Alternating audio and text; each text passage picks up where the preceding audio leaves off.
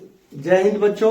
आज जैसा कि आप देख रहे हैं कि मैं आप लोगों के बीच अंक गणित की सबसे शुरुआती कक्षा का संचालन मैं आप लोगों के बीच कर रहा हूं। यह आपको इतना ही जान लीजिए कि जानकारी कोई भी बेकार नहीं जाती है। जानकारी जो होती है वह हमको हर जगह हर समय वह हमारा साथ देती है। जो कुछ भी हम अपने दिमाग में सीख पाते हैं, समझ पाते हैं, वही हमारा साथ देता है। जैसा कि आप देख रहे हैं कि अंक के बारे में यानी कि गणित की, जैसे कि मैंने कहा कि एकदम शुरुआती कक्षा है, तो हम लोग आज शुरू हो रहे हैं अंक से। ठीक है। जिस प्रकार हिंदी व्याकरण में वर्णमाला, हिंदी की शुरुआत वर्णमाला से होती है, जिस प्रकार अंग्रेजी की शुरुआत अल्फाबेट से होती है, ठीक उसी प्रकार गणित की शुरुआत जो है वह अंक से होती है। अंक यानी कि डिजिट, इसको हम अंग्रेजी में कहते हैं डिजिट। इसके बारे में आपको यहां एक प्रश्न दिया गया है कि अंक क्या है। तो अंक क्या है, तो यहां देखना है कि अंक गणित की वह सबसे छोटी इकाई है। अंक गणित की वह सबसे छोटी इकाई है जिसके आपस में मिलने से संख्याओं का निर्माण होता है। अंक गणित की वह सबसे छोटी इकाई है जिसके आपस में मिलने से संख्याओं का निर्माण होता है। उदाहरण के तौर पर यहां लिखे गए हैं 0, 1, 2, 3, 4, 5, 6, 7, 8 और 9। इसको अगर हम देखें तो अंकों की संख्या यहां से अगर यहां तक हम अगर इसको काउंट करें तो इसकी संख्या 10 होती है। अतः हम कह सकते हैं कि अंकों की कुल संख्या 10 होती है। इन 10 अंकों से बनने वाली यह पद्धति, यह संख्या पद्धति दार्शनिक अंकन पद्धति भी कहलाती है। चूंकि इस पद्धति का निर्माण, सबसे पहला आविष्कार इस पद्धति का हमारे हिंदुस्तान में हुआ, लेकिन अरब के देशों के द्वारा यह 10 अंकों वाली पद्धति टोटल यूरोपीय देशों से होते हुए पूरे संसार में फेमस हो गया। इसीलिए इसको हिंदू अरबिक पद्धति भी कहते हैं। यहां अब हम देख पा रहे हैं कि भाई यहां सबसे छोटी अंक क्या है। अगर कोई आपसे पूछे कि सबसे छोटी अंक क्या है, तो आप कह सकते हैं कि 0, यानी कि 0 सबसे छोटी अंक है। सबसे छोटी अंक है 0 सबसे छोटी अंक है और 9 सबसे बड़ी। आपसे अगर पूछा जाता है कि सबसे छोटी अंक क्या है, तो आपको यही बताना है कि 0 जो है वह सबसे छोटी अंक है। ठीक है। और 9 जो है वह सबसे बड़ी अंक है। इसके बाद चूंकि परिभाषा में इस चीज पे जोर दिया गया है कि अंकों के आपस में मिलने से ही संख्याओं का निर्माण होता है, तो इन 10 अंकों के आपस में मिलने से छोटी से छोटी संख्या या बड़ी से बड़ी संख्याओं का निर्माण होता है। अब कैसे संख्याओं का निर्माण होता है, इसके बारे में हम थोड़ा यहां देख लें कि जैसे अगर मान लीजिए 1 और 0 को मिला दिया गया, हमारा यहां आ गया 10। 2 और 3 को मिला दिया गया तो हमारा आ गया 23। इस तरह से आप यह कह सकते हैं कि अगर आपसे पूछा जाए कि अंक 0 और 1 से कौन कौन सी संख्या बन सकती है, तो अंक 0 और 1 से कौन कौन सी संख्या बन सकती है, तो हम कह सकते हैं कि भाई अंक 0 और 1 से बन सकती है। तो भाई एक तो 0 और 1 यानी कि और एक हो जाएगा 1 और 0 यानी 1 और 0 यानी कि 10। ठीक है। चूंकि अब अगर सवाल में यह दिया जाए कि नहीं 0 और 1 से 2 अंक, चूंकि 2 अंक है यहां, तो 2 अंकों की कितनी संख्याएं बन सकती हैं, तो हमारा आंसर आएगा सिर्फ 1। यह नहीं होगा, यह जो होगा वह नहीं होगा। लेकिन फिर अगर हम आगे की ओर चले, जैसे अगर कहा जाए कि 2 और 3 से 2 और 3 से 2 और 3 से कौन कौन सी संख्याएं बन सकती हैं, तो हम कहेंगे कि भाई यहां 2 और 3 यानी कि एक तो संख्या बन गया 23 और दूसरी संख्या जो हमारी बनी वह बन गई क्या 32। ठीक है, यानी कि देखिए यहां अंकों के आपस में मिलने से ही संख्याओं का निर्माण हो रहा है। अब अगर कहा जाए नहीं 9 और 4 से 9 और 4 से कौन कौन सी संख्या बन सकती है, तो भाई हम कहेंगे कि पहले भाई छोटा अंक है तो पहले छोटी अंक को ही पहले लिख लीजिए, यानी कि 49 और ये दूसरी संख्या जो बनी वह क्या बन गई 94। इसको समझ गए आप लोग कि अंकों से संख्याओं का निर्माण कैसे हो रहा है। अब अगर आपसे पूछा जाए कि नहीं 0, 3 और 9 से कितनी संख्याएं बन सकती हैं, तो 0, 3 और 9, तो आपको पहले मैंने कहा था कि जैसा कि हम लोग देख पाए थे यहां कि 0 और 1 वाले में कि जस्ट जो हम 0 से शुरुआत कर रहे थे किसी संख्या को बनाने के लिए, तो उसमें एक संख्या जो हो रही थी वह क्या हो रही थी, जो 0 से हम शुरू कर रहे थे वह संख्या 2 अंकों की बन जा रही थी। यहां अगर 3 अंक का बनाना हो तो उसके लिए आपको पहले 3 को उठाना होगा, 3, 0 और 9, फिर अब आ जाएगा 3, 9, 0, फिर आ जाएगा आपका 9, 0, 3, फिर उसके बाद आपका आ जाएगा 9, 3, 0। ठीक है, यानी कि इस प्रकार आप देखें कि 0, 3 और 9 से हम यहां पर 4 संख्या बना पाए, 4 संख्या बना पाए। वो 4 संख्या यहां क्लियर करेंगे, उससे आगे वह बढ़ता रहेगा। अतः जो अंत है वह असीमित, अपरिमित, जिसको हम इन्फिनाइट के निशान द्वारा यहां प्रदर्शित किए हुए हैं, तो हम इससे यह पता चलता है, इसी से यही से निकल के आया पॉइंट नंबर 2 कि संख्याओं की कुल संख्या जो है वह अनगिनत है, यानी कि उसको हम गिन नहीं सकते हैं, उसको गिनना संभव नहीं है, क्योंकि उसकी संख्या ही संभव नहीं है, तो उसकी गिनती कहां से संभव हो सकती है। इस तरह से अब हम यह कह सकते हैं कि आखिर अंक के परिभाषा में भी इस पे जोर दिया गया कि अंकों के आपस में मिलने से ही संख्याओं का निर्माण होता है, अंकों के आपस में मिलने से ही संख्याओं के निर्माण होता है। तो अतः हम यहां अब संख्याओं के निर्माण पर विचार करें कि आखिर संख्याओं का निर्माण कैसे होता है, संख्याओं का निर्माण कैसे होता है। अब यहां हम चले संख्याओं के निर्माण पर, संख्याओं का निर्माण।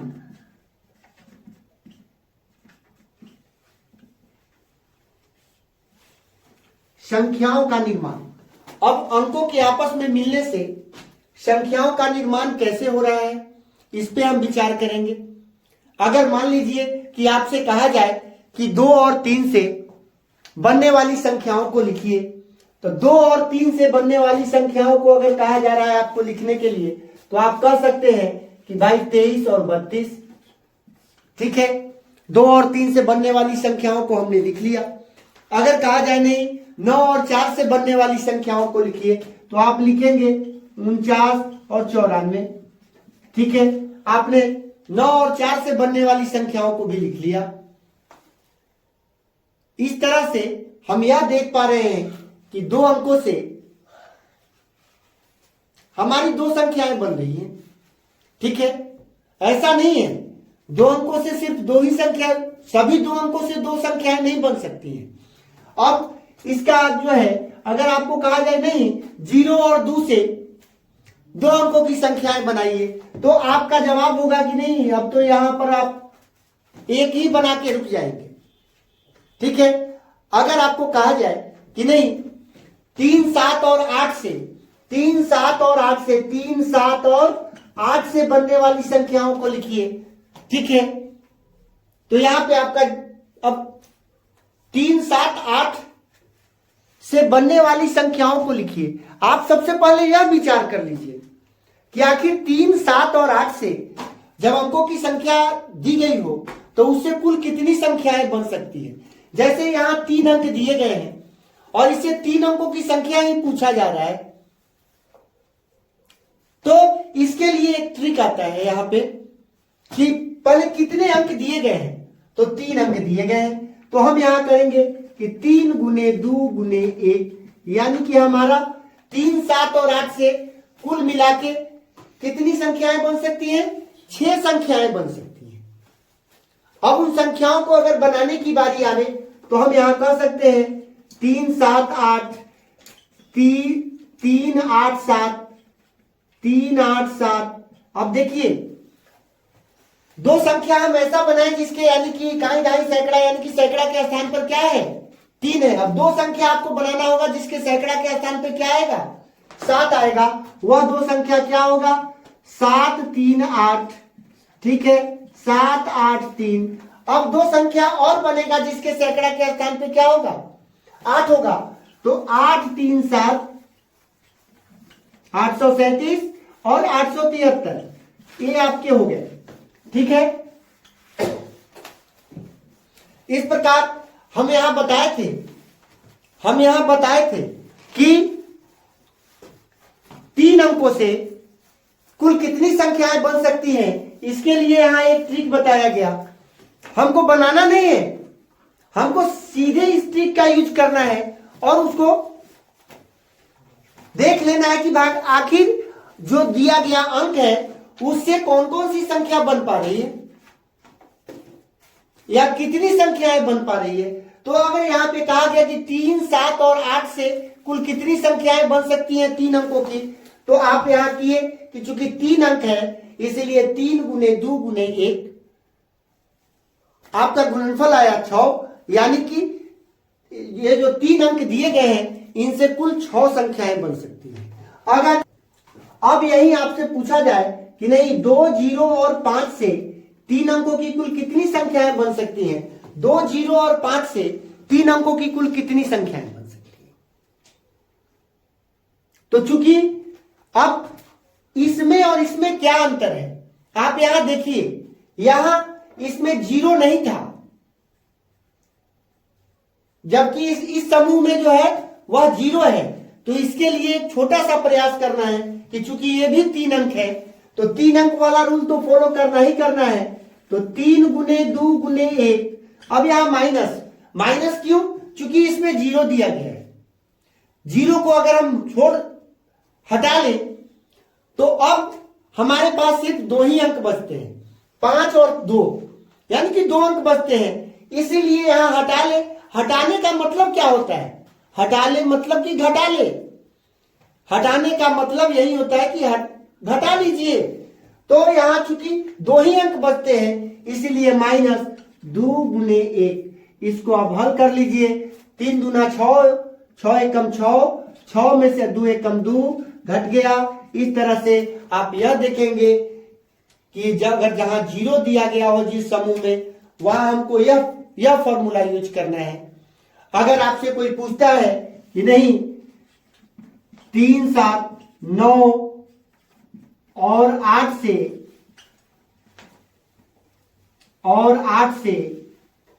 कुल कितनी संख्याएं बन सकती है 4 अंकों की, कुल कितनी संख्याएं बन सकती हैं 4 अंकों की, कुल कितनी संख्याएं बन सकती हैं, तो आप यहां कह सकते हैं कि चूंकि आप अंक गिनिए, कितने अंक हैं 1 2 3 4। यहां पे 3 अंक थे इसलिए 3 के नजदीक से हम डिसेंडिंग ऑर्डर में यानी कि गुना करना शुरू किए हैं। जबकि यहां कितने अंक हैं 4, तो हम देख लिए कि 1 2 3 4 4 अंक है। अब 4 अंकों से हमसे पूछ रहा है कि भाई इससे 4 अंकों की कुल कितनी संख्याएं बन सकती हैं। तो आप यहां कर लीजिए, इसका एक छोटा सा ट्रिक जो बताया गया था, 4 गुने 3 गुने 2 गुने 1, यानी आप यहां कर लिए 4 तिहाई 12 गुना 24, यानी कि आपको कुल कितनी संख्याएं बन सकती है, 24 संख्याएं बन सकती हैं। अगर आपसे कहा जाए नहीं 3 7 9 2 और 1 से अब चूंकि 5 अंक हम कर दिए तो 5 अंकों की कुल कितनी संख्याएं बन सकती हैं। तो आपको यहां देखना है, इसको बनाना नहीं है। आपसे जब संख्याओं की संख्या पूछी जा रही है, आपसे जब संख्याओं की संख्या पूछी जा रही है तो आपको संख्या बनानी नहीं है। अक्सर विद्यार्थी क्या होता है कि जब संख्याओं की संख्या पूछा जाता है तो वह संख्या बनाने की गलती कर बैठता है, और संख्या जब बनाता है तो उसमें उसके बहुमूल्य समय का एक बड़ा हिस्सा खपत हो जाता है, और जो भी अपने समय को बचाएगा वह इस दुनिया पे राज करेगा, और जो भी अपने समय को गवाएगा उसको यह दुनिया कहीं के लिए नहीं छोड़ेगी।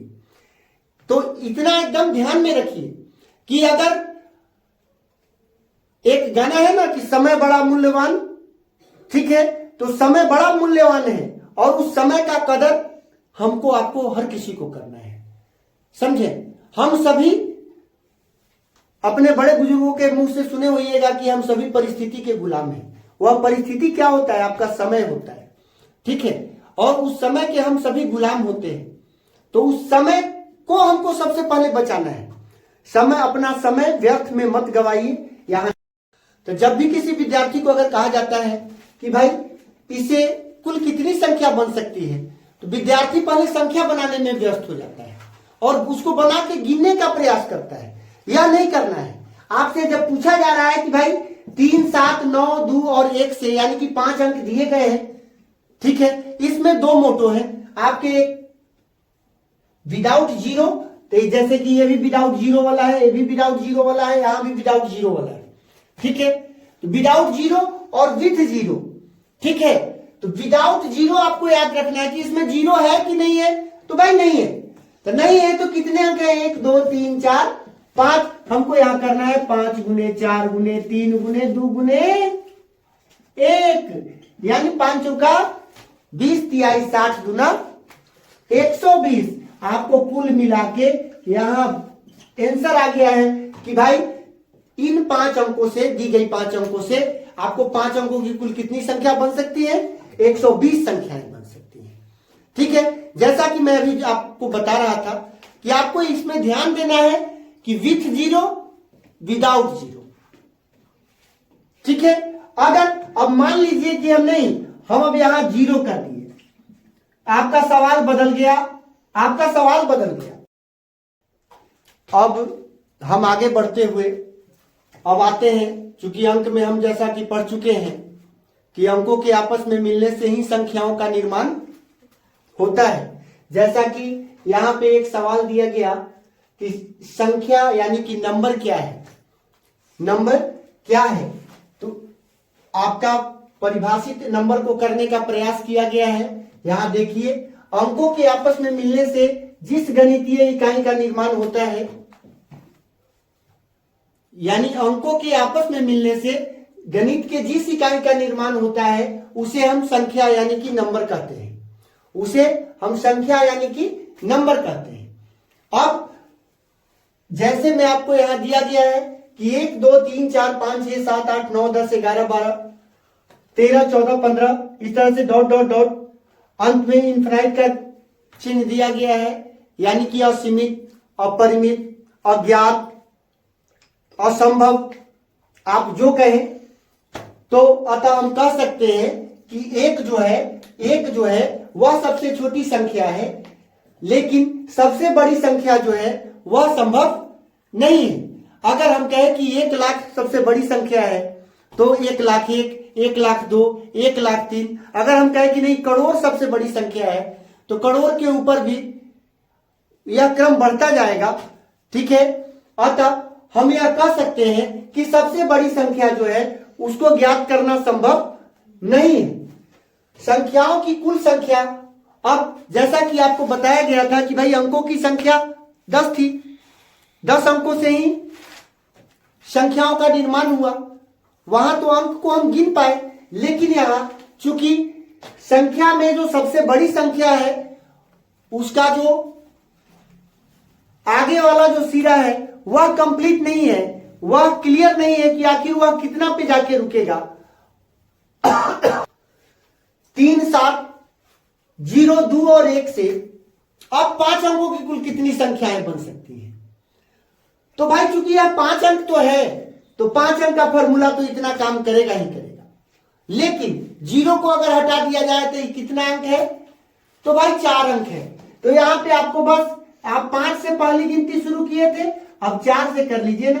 4 गुने 3 गुने 2 गुने 1, ठीक है। अतः यहां पे अब आपका आंसर आ जाएगा क्या? अब 4 तिहाई 12 दूना 24, ठीक है। अब 120 में से आप 24 को माइनस करेंगे, आपका आंसर आ जाएगा 96। अगर आप देख लीजिए विथ 0 और विदाउट 0, तो विथ 0 में आपको यहां जो माइनस किया गया है यह हर हाल में करना ही करना है। अगर 3 अंक वाली संख्या है तो उससे 1 कम हो जाइए, ठीक है। 2 गुने 1 माइनस कर दीजिए। 4 अंक वाली संख्या है तो वहां माइनस करने में आप 1 कम हो जाइए, यानी कि 3 गुने 2 गुने 1 को माइनस कर दीजिए। अगर 5 अंक वाली संख्या है तो 5 से 1 कम हो जाइए, यानी कि 4 गुने 3 गुने 2 गुने 1 को माइनस कर दीजिए। इस तरह से हम यह निकाल सकते हैं कि दी गई अंकों से कुल।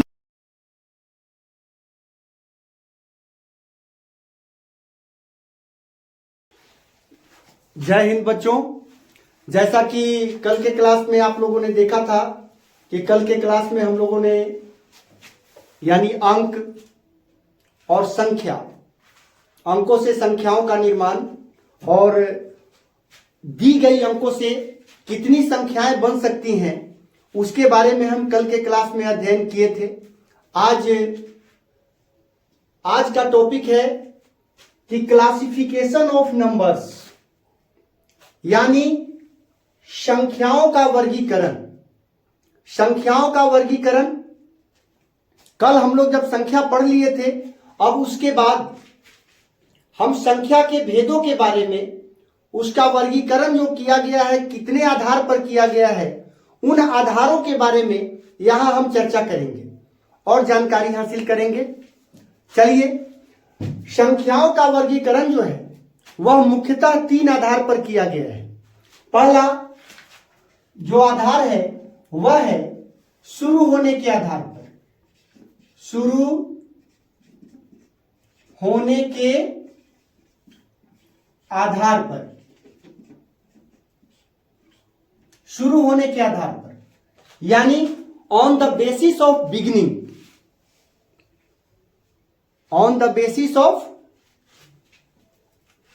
बिगिनिंग। दूसरा जो आधार है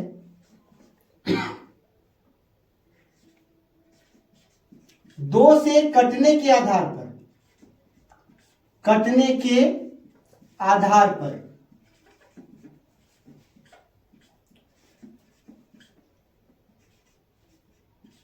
ठीक है, 2 से कटने के आधार पर। और तीसरा जो संख्याओं के वर्गीकरण का बेस है वह सबसे ज्यादा जरूरी है, वह है अपवर्तकों,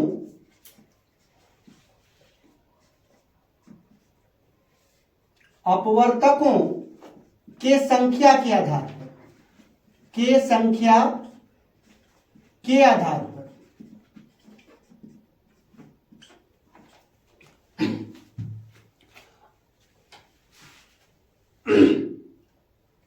अपवर्तकों के संख्या के आधार पर अब हम लोग इन 3 आधार पर संख्याओं का वर्गीकरण करते हैं। मुख्यतः इस 3 आधार पर ही संख्या का वर्गीकरण हुआ है। अब हम पहला आधार लेते हैं शुरू होने के आधार पर। तो शुरू होने के आधार पर जो है वह संख्या के 2 प्रकार होते हैं, यानी शुरू होने के आधार पर संख्या को 2 भागों में बांटा गया है। वह है आपका पहला है प्राकृत संख्या, प्राकृत संख्या, और दूसरा है पूर्ण संख्या। प्राकृत संख्या यानी कि नेचुरल नंबर,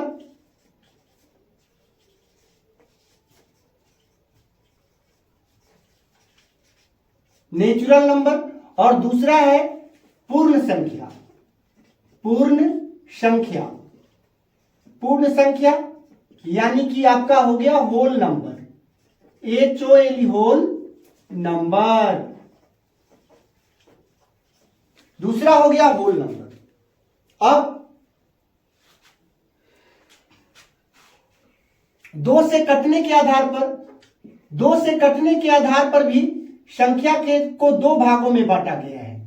पहला हो गया आपका सम संख्या, सम संख्या यानी आपका आ गया इवन नंबर,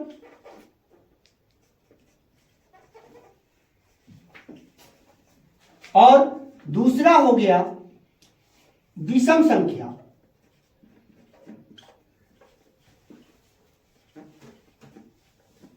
विषम संख्या यानी कि ऑड नंबर।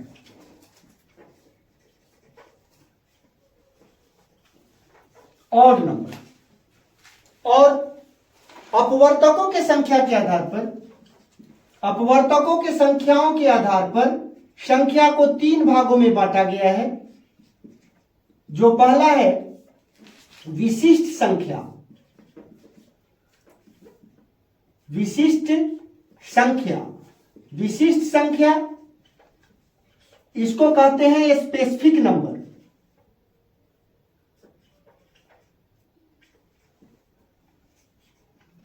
स्पेसिफिक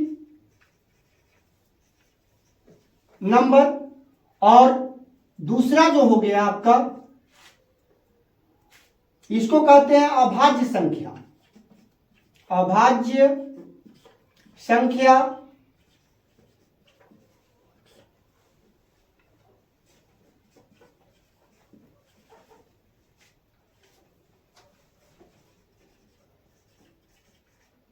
यानी प्राइम नंबर। अभाज्य संख्या को कुछ और नामों से भी जाना जाता है, जिसकी चर्चा हम आगे करेंगे।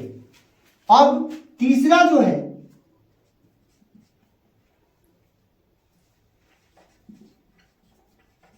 वह है भाज्य संख्या।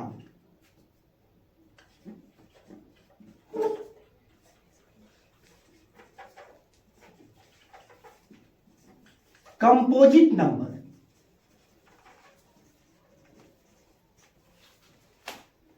अब हमने तीन आधार पर संख्याओं का विभाजन कर लिया है।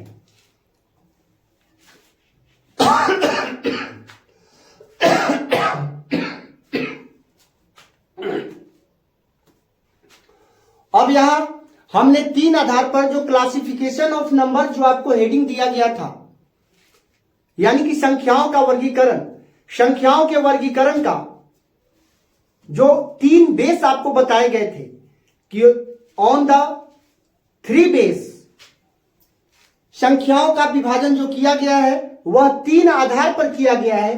पहला आधार है शुरू होने के आधार पर। शुरू होने के आधार पर संख्या के दो प्रकार होते हैं, प्राकृत संख्या यानी कि नेचुरल नंबर, पूर्ण संख्या यानी होल नंबर।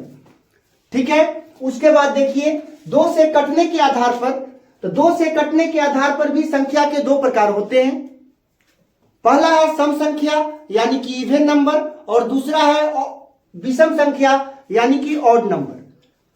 और सबसे इंपॉर्टेंट है तीसरा, अपवर्तकों की संख्या के आधार पर। अपवर्तकों के संख्या के आधार पर संख्याओं के तीन प्रकार होते हैं। पहला होता है विशिष्ट संख्या यानी स्पेसिफिक नंबर, दूसरा होता है अभाज्य संख्या यानी कि प्राइम नंबर, और तीसरा होता है भाज्य या यौगिक संख्या जिसको हम कहते हैं कंपोजिट नंबर। अब हम इन संख्याओं के बारे में बृहद तौर पर इनके परिभाषा, उदाहरण और खास तौर से जो प्रॉपर्टीज ऑफ, यहां जितने भी प्रॉपर्टीज ऑफ ऑल यानी कि natural number, whole number, even number, odd number, specific number, prime number और कंपोजिट नंबर, इन सब के प्रॉपर्टीज यानी कि गुण के बारे में यहां पे अब आगे की की ओर हम चर्चा करेंगे। अब जैसा कि आपको अभी बताया गया था कि शुरू होने के आधार पर संख्या के दो प्रकार होते हैं। अब शुरू होने के आधार पर संख्या के जो दो प्रकार हैं, इनकी खासियत यह है कि ये दोनों संख्याएं कहीं ना कहीं से निश्चित जगह से शुरू होती हैं और उसका शुरू होना ही उसके लिए सबसे बड़ी बात है। अब आपका पहला जो आपको बताया गया था वह है प्राकृत संख्या। प्राकृत संख्या शुरू होने के आधार पर संख्या के दो प्रकार आपको बताए गए थे। प्राकृत संख्या यानी कि नेचुरल नंबर।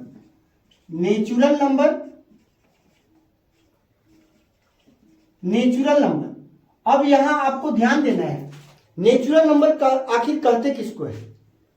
तो नेचुरल नंबर किसे कहते हैं? तो जैसा कि आपको बताया गया है कि शुरू होने के आधार पर संख्या के दो प्रकार होते हैं, तो इसमें बस परिभाषा भी इसका शुरू होने के आधार पे ही देना है। क्या? तो गिनती की संख्या को यहां पे आ जाएगा कि गिनती की संख्या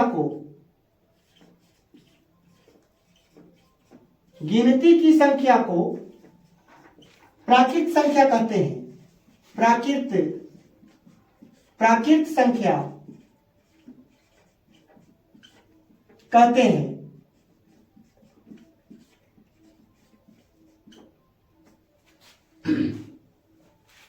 गिनती की संख्या को प्राकृत संख्या कहते हैं।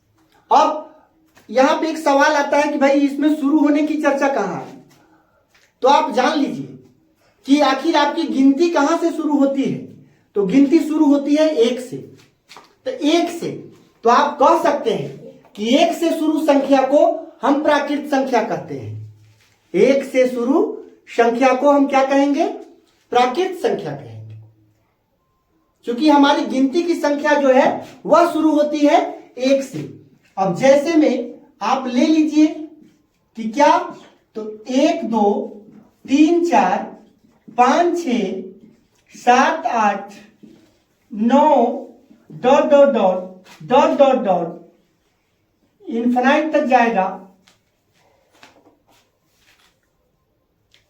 अब हम यहां यह पाए कि यह जो प्राकृत संख्या था वह कहां से शुरू था? एक से। अब इसके बारे में हम कुछ गुण के बारे में इसको जाने, तो फिर कल की तरह हम लोग चर्चा कर रहे हैं कि सबसे छोटी प्राकृत संख्या क्या होगी। तो सबसे छोटी प्राकृत संख्या होगी, आपका जवाब आएगा 1। सबसे छोटी प्राकृत संख्या क्या होगी? तो आपका जवाब आना चाहिए 1। लेकिन सबसे बड़ी प्राकृत संख्या क्या होगी? तो यह तो अनिश्चित है, अनंत है, अज्ञात है, असंभव है, यानी कि सबसे बड़ी प्राकृत संख्या संभव नहीं है। अब आपके लिए तीसरा सवाल यह बन के आता है कि प्राकृत संख्याओं की संख्या कितनी है। तो जहां बड़ी संख्या निर्धारित न हो,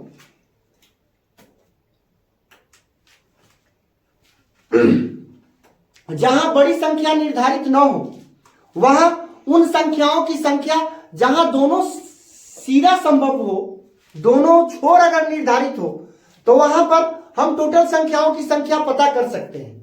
लेकिन अगर कोई एक छोर भी अगर अनिश्चित है, तो वैसे परिस्थिति में हम संख्याओं के संख्या का पता नहीं कर सकते हैं। अतः हम कह सकते हैं कि प्राकृत संख्याओं की संख्या ज्ञात करना संभव नहीं है। सबसे बड़ी प्राकृत संख्या चूंकि क्यों संभव नहीं है? तो चूंकि सबसे बड़ी प्राकृत संख्या संभव नहीं है, यानी कि इसका एक छोर जो है वह असीमित है और वह अनंत विस्तार तक बढ़ती जाती है। अतः हम यह कह सकते हैं कि प्राकृत संख्याओं की संख्या संभव नहीं है। इस तरह से यहां एक क्रम और बन रहा है कि अब आप यह देखें कि सबसे छोटी प्राकृत संख्या 1, सबसे बड़ी संभव नहीं है। प्राकृत संख्याओं की संख्या भी ज्ञात करना संभव नहीं है। अब यहां प्राकृत संख्याओं के बीच हम यह देखें कि लगातार 1 2 3 4 5 6 7 8 ऐसी आने वाली संख्याओं को हम क्रमागत संख्या कहते हैं। वैसी संख्याएं जो एक खास क्रम पर बार बार दोहराई जाती हैं उन्हें हम क्रमागत संख्या भी कहते हैं। अतः हम यह कह सकते हैं कि प्राकृत संख्या जो है, हर अगली प्राकृत संख्या अपने पिछले की क्रमागत होती है। यहां तो क्रमागत कैसे? तो जैसे एक में अगर एक जोड़ दिया जाए तो दो आएगा, दो में एक जोड़ दिया जाए तो तीन आएगा, तीन में एक जोड़ दिया जाए तो चार आएगा, चार में एक जोड़ दिया जाए पांच आएगा। यही सिलसिला अनंत विस्तार तक बढ़ता रहेगा, जाता रहेगा। अतः हम कह सकते हैं कि प्राकृत संख्याएं एक दूसरे की क्रमागत होती हैं। तो क्रमागत अगर कहा जाए क्रम आगत, यानी कि एक खास क्रम से आने वाली संख्याओं को हम क्रमागत संख्या कहते हैं, यानी उनके बीच का अंतर सदैव समान होगा। अब हम आगे की ओर बढ़ते हैं। शुरू होने के आधार पर दूसरी संख्या जो आपको बताया गया था वह था पूर्ण संख्या, वह था पूर्ण संख्या। पूर्ण संख्या क्या है? यानी कि इसको हम कहते हैं होल नंबर, होल नंबर। अब पूर्ण संख्या क्या है? तो जैसा कि यह शुरू होने के आधार पर इसका विभाजन हुआ था, तो हम यहां पर परिभाषा देंगे कि जीरो से शुरू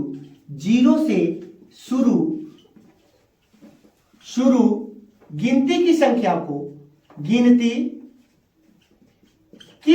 को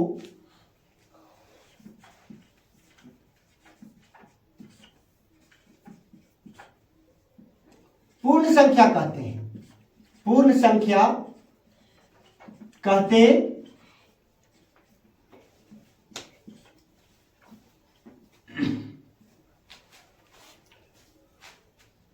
अब हम यहां कह सकते हैं कि जीरो से शुरू गिनती की संख्या को पूर्ण संख्या कहते हैं और एक से शुरू गिनती की संख्या को, यानी कि जो गिनती की संख्या एक से ही शुरू होती है, यानी कि एक से शुरू संख्या को हम प्राकृत संख्या कहते हैं और जीरो से शुरू संख्या को हम पूर्ण संख्या कहते हैं।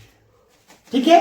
अब यहां पे जैसे में आपका आ जाएगा, जैसे में आपका आ जाएगा कि 0 1 2 3 4 5 6 7 8 dot dot dot dot dot, यहां भी अनगिनत, असीमित। अब यहां हम एक चीज और ध्यान दें, जैसा कि हम प्राकृत संख्याओं के बारे में अध्ययन किए थे, अभी फिर इसके बारे में बताइए। सबसे छोटी पूर्ण संख्या क्या है? तो सबसे छोटी पूर्ण संख्या जो है वह 0 है। और सबसे बड़ी पूर्ण संख्या, तो सबसे बड़ी पूर्ण संख्या संभव नहीं है। अब चूंकि इसका भी एक छोर अनंत विस्तार तक जाता है, एक छोर असीमित है, तो हम कह सकते हैं कि पूर्ण संख्याओं की कुल संख्या ज्ञात करना संभव नहीं है। चूंकि आप यहां एक चीज देख रहे हैं कि 0 में यदि 1 जोड़ा जाए तो 1, 1 में 1 जोड़ा जाए तो 2, 2 में 2 जोड़ा जाए, 2 में 1 जोड़ा जाए तो 3, 3 में 1 जोड़ा जाए तो 4। यानी कि ये भी जो है पूर्ण संख्याएं भी एक दूसरे की क्रमागत होती हैं, पूर्ण संख्याएं भी एक दूसरे की क्रमागत होती हैं।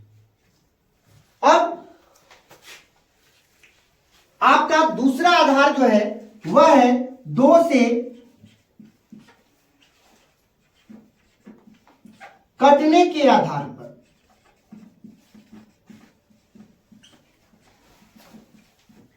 2 से कटने के आधार पर संख्याओं का जो विभाजन किया गया था, तो 2 से कटने के आधार पर भी संख्या के 2 प्रकार थे। एक था आपका सम संख्या, सम संख्या यानी कि इवन नंबर।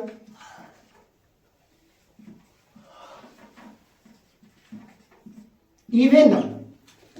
अब चूंकि मैंने आपको आधार जो संख्याओं के विभाजन का आधार बताया था उसमें था कि 2 से कटने के आधार पर। अब तो 2 से कटने के आधार पर अगर हम संख्याओं का विभाजन करें तो हम शायद ऐसे ही करेंगे कि जो संख्या 2 से कट जाएगी और जो संख्या 2 से नहीं कटेगी।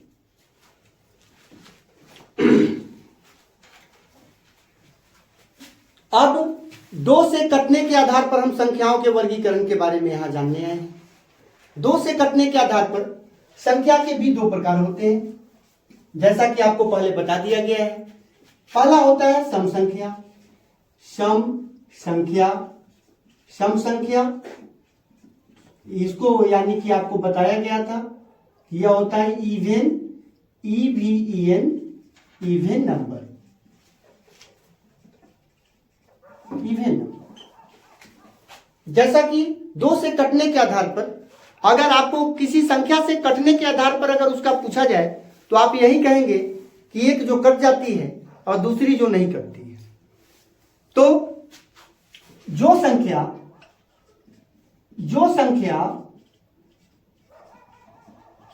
2 से कट जाती है, 2 से कट जाती है, कट जाती है, कट जाना यानी कि विभाजित हो जाती है, कट जाती है यानी कि पूर्णतः विभाजित हो जाती है। क्या कहेंगे आप? पूर्णतः विभाजित हो जाती है, पूर्णतः विभाजित हो जाती है।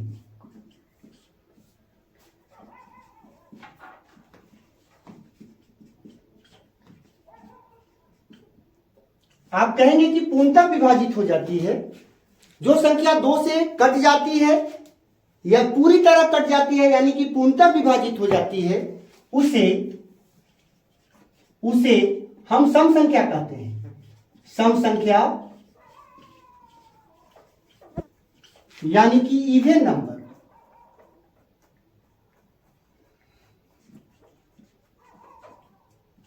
इवेन नंबर, इवेन नंबर कहते हैं।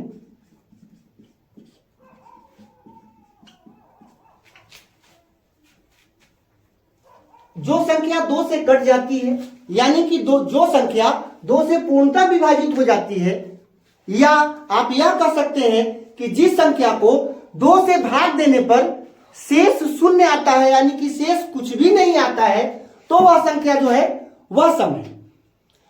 यहां परिभाषा जो है संख्या के बारे में जब भी आप डिफाइन कर रहे हैं तो आप उसकी वास्तविकता को बताइए।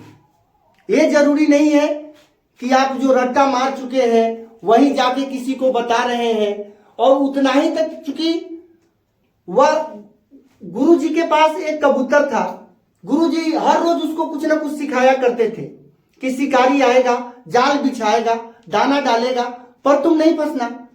कबूतर उस टास्क को बहुत भली भांति रट गया, याद भी कर लिया, लेकिन उसको वह समझ नहीं पाए। और एक दिन की बात है कि गुरु जी जब कहीं से लौट के आ रहे थे तो देखे कि बहुत सारे कबूतर का झुंड एक ही स्वर में बोल रहा है कि शिकारी आएगा, जाल बिछाएगा, दाना डालेगा, पर तुम नहीं फंसना। गुरु जी को लगा अरे ये तो मेरे ही कबूतर हैं। वो गए, कबूतरों को आजाद कराया देख जाल से। उसके बाद गुरु जी समझ गए कि क्या कि कबूतर उनके टास्क को रट तो गए थे लेकिन समझ नहीं पाए थे। तो यह जान लीजिए बेटा कि आपके रटने से ज्यादा जरूरी यह है कि आप उस चीज को समझ कितना रहे हैं।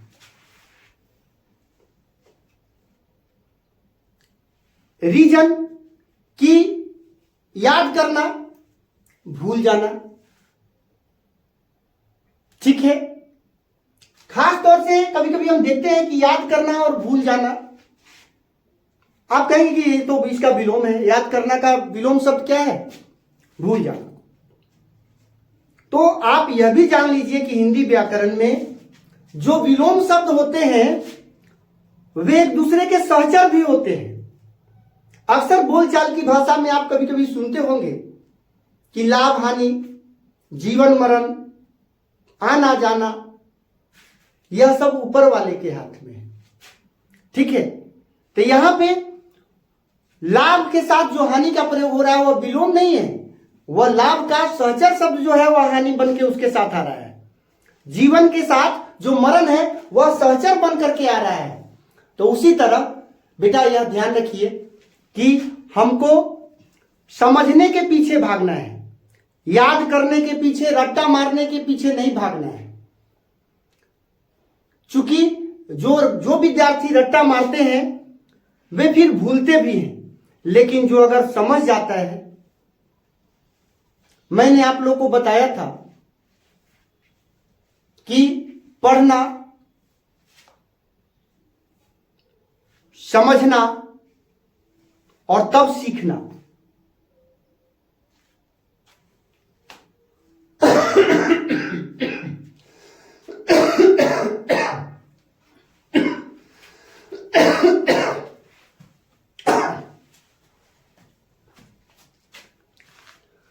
पढ़ना, समझना और तब सीखना।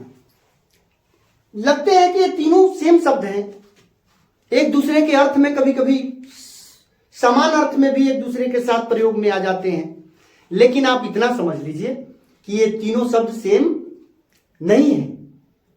आप जो पढ़ेंगे यह जरूरी नहीं है कि आप उसको समझ भी जाएंगे, और जब तक समझेंगे नहीं तब तक आप सीखेंगे नहीं, इसकी तो पूरी गारंटी है। इसलिए चूंकि आप यहां पढ़ने आए हैं, किस लिए? तो सीखने के लिए, और पढ़ने और सीखने के बीच एक समझना शब्द है।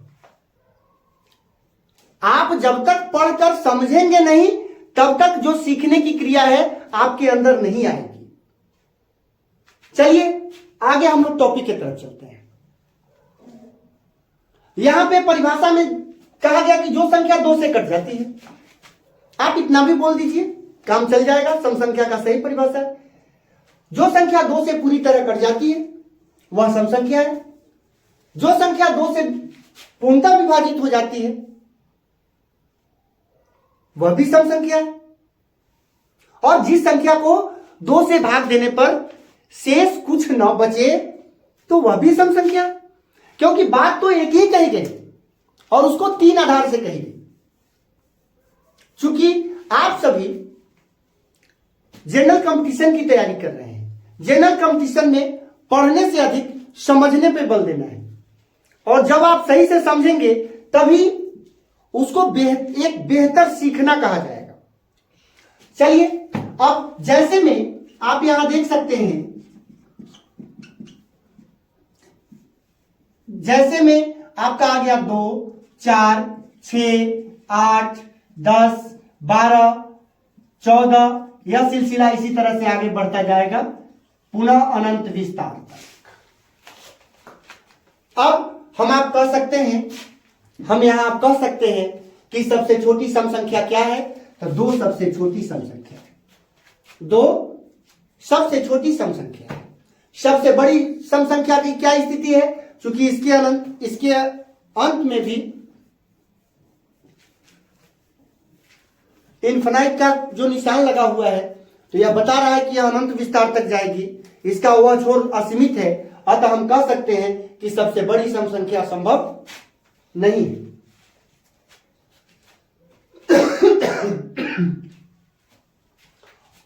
अब सम संख्याओं की संख्या के बारे में चर्चा कर ले।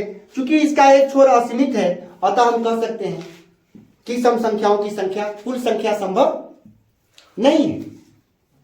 अब आगे की ओर चलें। चूंकि सम संख्याएं भी क्रमागत होती हैं, क्योंकि इनके बीच का अंतर जो होता है वह समान होता है। ठीक है, क्रमागत संख्याओं को क्रमागत या क्रमिक संख्या कहते हैं। जिसका क्रम इक हो उसको क्रमिक कहा जाता है। अक्रम आगत, एक खास क्रम से बार बार आने वाली संख्याओं को हम क्रमागत संख्या कहते हैं। तो यहां पे आप देखिए कि 2 में अगर 2 जोड़ा जाए तो 4 आ जाएगा, 4 में 2 जोड़ा जाए 6 आ जाएगा, 6 में यानी कि 2 जोड़ा जाए 8 आ जाएगा, 8 में 2 जोड़ा जाए 10 आ जाएगा। अब जैसा कि प्राकृत संख्या पूर्ण संख्या में आप देखे थे कि वहां क्रमागत संख्याओं के बीच का अंतर जो होता है वह क्या होता था? 1 था। यहां हम देखेंगे कि सम संख्याओं में क्रमागत सम संख्याओं का अंतर कितना आ रहा है? 2 आ रहा है। ठीक है, अब हम यहां से आगे की ओर बढ़ते हैं। अगर कोई आपसे पूछे कि भाई 2 3 7 8 9 3 4 5 6 0 2 1 3 यह सम संख्या है या नहीं? नहीं। तो हम बोलेंगे कि नहीं है। क्यों नहीं है? क्योंकि इसके इकाई के स्थान पर जो है, अंतिम अंक पर जो है वह 3 है। अब आपसे पूछा जाए कि नहीं ये जो है वह सम संख्या है कि नहीं है, तो इसका अंतिम अंक जो है वह 2 है। अतः हम कह सकते हैं कि जिस संख्या के इकाई का अंक यानी कि अंतिम अंक 0 2 4 6 या 8 हो वह संख्या सम होती है। यह सम संख्या को पहचानने का तरीका है। अब यह सम है, यहां से भी हटा दिए यह सम है, यहां से हटा दिए यह भी सम है, यहां से अगर हटा दे तो भी यह सम है। ठीक है, इस तरह जितनी भी संख्याओं के बारे में हमने आपको बताया ये सभी सम है। सम संख्या को पहचानने का सबसे बेहतरीन तरीका है कि सम संख्या कितनी भी बड़ी क्यों नहीं हो उसके अंतिम अक्षर पे ध्यान देना है, अंतिम डिजिट पे ध्यान दीजिए।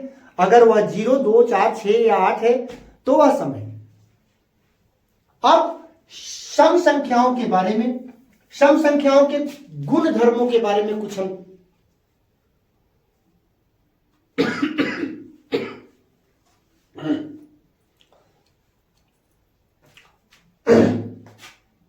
अब हम यहां सम संख्या के कुछ गुण धर्मों के बारे में, गणितीय संक्रियाओं पे उसके गुणों के बारे में थोड़ी चर्चा करेंगे। ठीक है, तो सम संख्या आप यह जान लीजिए किसी भी दो सम संख्या को अगर हम जोड़े, कोई भी दो सम संख्या, जैसे कि मान लीजिए 8 में हम 28 जोड़ देते हैं, ठीक है, आपका आंसर आता है यहां 36। ठीक है, अगर आप यहां 24 में 50 जोड़ दीजिए, आपका आंसर आ जाएगा यहां 74। ठीक है, यह बता रहा है कि जब किसी भी सम संख्याओं की संख्या, अगर दो सम संख्या को जोड़ा जाए, दो सम संख्याओं को अगर आपस में जोड़ा जाए तो उनका योगफल भी सम संख्या होगा। दो सम संख्याओं को अगर आपस में घटाया जाए तो उसका अंतर भी सम संख्या होगा। दो सम संख्याओं को अगर आपस में गुणा किया जाए तो उनका गुणनफल भी एक सम संख्या होगा। दो सम संख्याओं को यदि आपस में भाग किया जाए तो क्या भागफल भी सम संख्या होगा? तो नहीं होगा। जब दो सम संख्याओं को आपस में भाग किया जाए तो उसका भागफल सम भी हो सकता है और विषम भी हो सकता है। जैसे यदि आप देख लीजिए क्या कि हम 20 को 4 से भाग किए, भागफल हमारा क्या है? 5। ठीक है, अगर 20 को हम मान लीजिए यहां कि हम 16 को 2 से भाग किए, ठीक है, यहां हमारा आंसर आया 8। यानी जो आपको बताया गया है कि दो सम संख्याओं का योगफल सदैव सम होगा, दो सम संख्याओं का, किसी भी दो सम संख्याओं का अंतर भी सम होगा, किसी भी दो सम संख्याओं का गुणनफल भी सम होगा, लेकिन भागफल में यह जरूरी नहीं है, वह सम भी आ सकता है और विषम भी आ सकता है।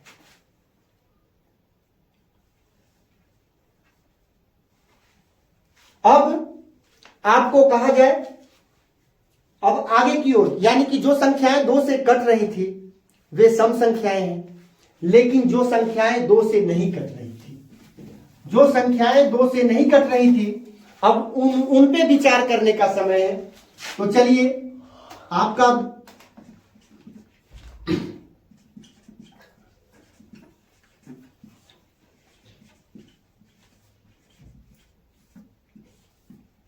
विषम संख्या यानी कि ऑड नंबर।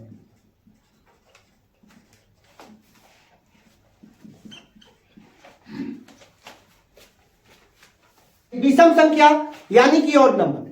अब इसमें आपने सम संख्या में कहा कि जो संख्या 2 से कट जाती है, पूरी तरह कट जाती है, तो वह सम संख्या है। अब विषम संख्या क्या है भाई? तो आप यहां कह सकते हैं कि जो संख्या 2 से पूरी तरह नहीं कटती है, पूरी तरह नहीं कटती है,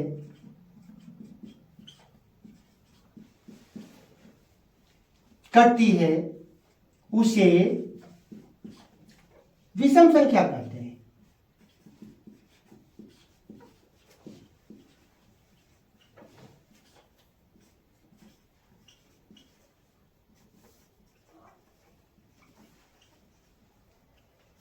ऑड नंबर कहते हैं।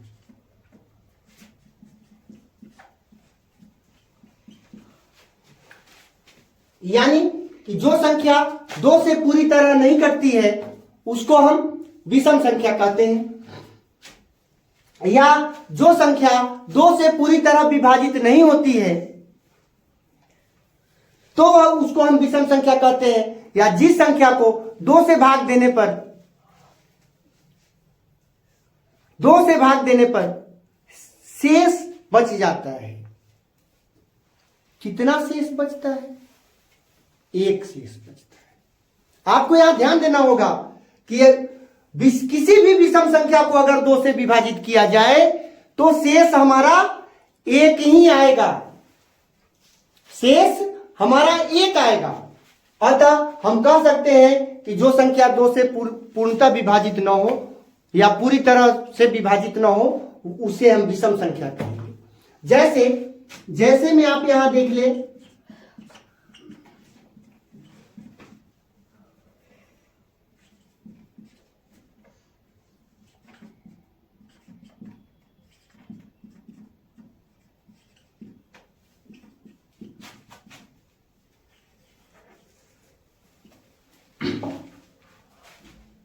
जैसे में 1 3 5 7 9 11 13 15 यह सिलसिला आगे की ओर बढ़ता रहेगा, यानी कि 17 19 21 23 25 27 29 31 यह सिलसिला आगे बढ़ता रहेगा अनंत विस्तार तक के लिए। अतः हम कह सकते हैं कि सबसे छोटी विषम संख्या क्या है?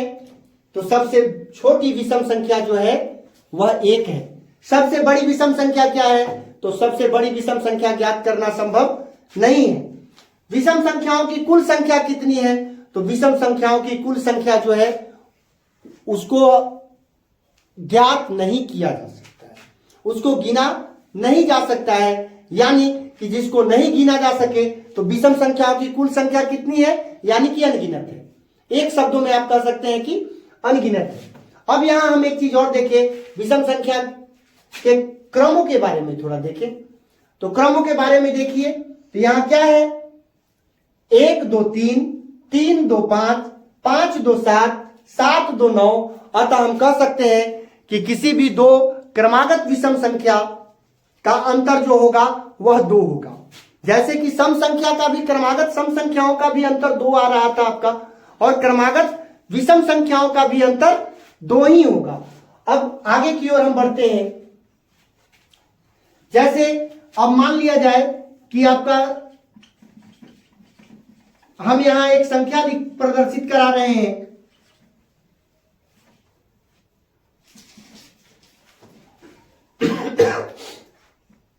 यहां पे इतनी बड़ी एक संख्या हमने प्रदर्शित कर दी। अब आपको बताना है कि यह सम है कि विषम है। तो आप यह देखिए, जैसे आप सम संख्या के आखिरी स्थान पे देख रहे थे, अगर सम संख्या के आखिरी अंक पे 0 2 4 6 8 आ रहा था तो आप कर देगी सम है। तो यहां ठीक उसका अपोजिट 1 3 5 7 या 9 आ जाए, जिस संख्या के अंतिम अंक पर विचार करना है। आप देखिए अंतिम अंक क्या है? तो 1 3 5 7 और 9 यानी कि 5 है, यानी कि यह जो है वह विषम है। अगर यहां से हम हटा दें, अब बताएं कि नहीं यह सम है या विषम है, तो आप कहिए कि भाई अभी भी यह विषम है, क्योंकि अंत में अंतिम अंक पे 1 है।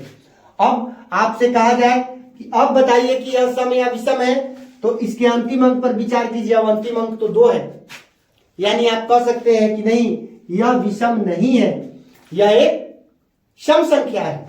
अब आपको कहा जाए कि नहीं, अब बताइए कि भाई ये जो संख्या है वह सम है या विषम है, तो पुनः हम इसके अंतिम अंक को देखें। ओ यानी कि यहां अंतिम अंक पे तो 5 है, यानी कि हम कह सकते हैं कि यह तो विषम है। ठीक है, इस तरह से जिस संख्या के इकाई के स्थान का अंक या अंतिम अंक 1 3 5 7 या 9 हो तो वह संख्या सदैव विषम होती है। और जिस संख्या के इकाई के स्थान का अंक यानी कि अंतिम अंक 0, 2, 4, 6 या 8 हो तो वह संख्या सम होती है।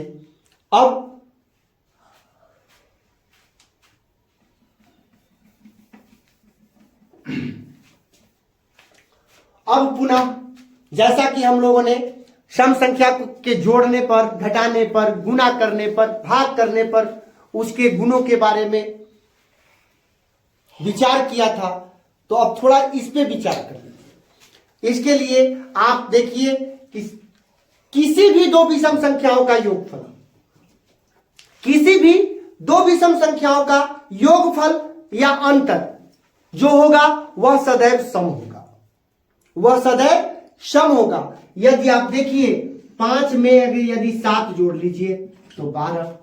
कोई और संख्या ले लीजिए, चलिए 101 में 105 जोड़ लिया जाए, ठीक है। अब 105 जोड़ लिया जाए तो आपका पुनः यहां पे आ जाएगा 206। यानी यहां आप देख रहे हैं कि किसी भी दो विषम संख्या को अगर आपस में जोड़ा जाए तो वह सदैव, उसका परिणाम सदैव सम होगा। किसी भी दो विषम संख्याओं को आपस में घटाया जाए तो उसका भी परिणाम, अंतर जो होगा वह सदैव सम होगा। अब गुणा की बात आ जाए तो आप गुणा में एक चीज ध्यान दें कि जब भी किसी भी दो विषम संख्या को आपस में गुणनफल अगर किया जाए, यदि गुणनफल किया जाए तो उसका गुणनफल क्या आएगा, तो उसका गुणनफल भी सदैव एक जब दो विषम संख्या को आपस में गुणा किया जाए, कोई दो विषम संख्या उठा लीजिए, आप 5 गुणे 9 कर लीजिए, दो विषम संख्या है, आप देख लीजिए यहां यानी कि क्या आता है 45। आप कोई और दूसरी विषम संख्या उठा लीजिए, ठीक है। हम 17 गुणे 5 कर लेते हैं, यहां देखिए 85। दो एग्जाम्पल आपको समझने के लिए काफी है कि किसी भी दो विषम संख्या को यदि आपस में गुणा करते हैं तो प्राप्त जो हमारा गुणनफल आता है वह गुणनफल हमेशा विषम होता है, हमेशा विषम होता है। उसी तरह दो विषम संख्याओं का भागफल का परिणाम भी जो आएगा वह हमेशा विषम ही होगा, ठीक है। यहां योगफल और अंतर का परिणाम आप यहां देखें कि किसी भी दो विषम संख्या को यदि आपस में जोड़ा जाए या घटाया जाए तो उसका परिणाम सम होगा, और किसी भी दो विषम संख्या को आपस में गुणा किया जाए या भाग किया जाए तो उसका परिणाम विषम होगा। अपवर्तकों के संख्या के आधार पर जो हमारे संख्या के विभाजन का तीसरा आधार था, अपवर्तकों के संख्या के आधार पर संख्या को हमने 3 भागों में बांटा था। विशिष्ट संख्या यानी कि स्पेसिफिक नंबर, अभाज्य संख्या यानी कि प्राइम नंबर, और भाज्य संख्या यानी कंपोजिट नंबर। आइए हम अपवर्तकों के संख्या के आधार पर संख्या का विभाजन कैसे हुआ है इस पर विचार करें।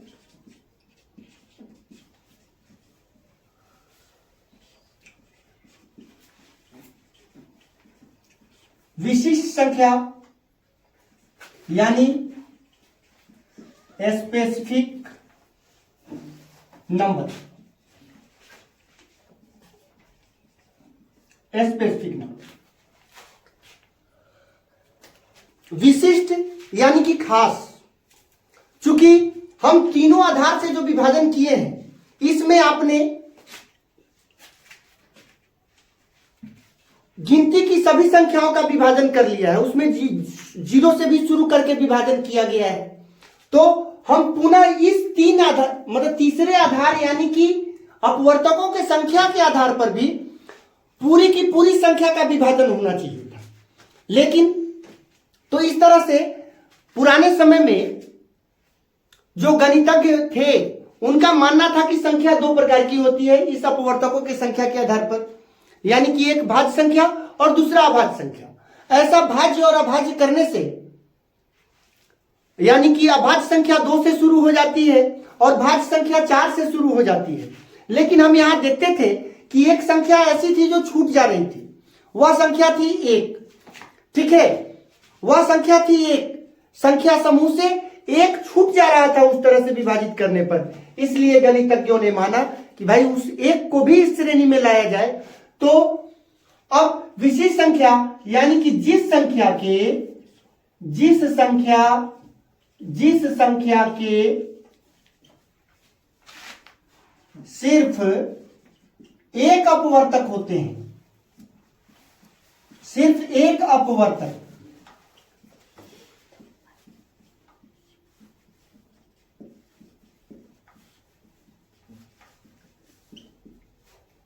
होते हैं, उसे हम विशिष्ट संख्या कहते हैं। विशिष्ट संख्या यानी स्पेसिफिक नंबर।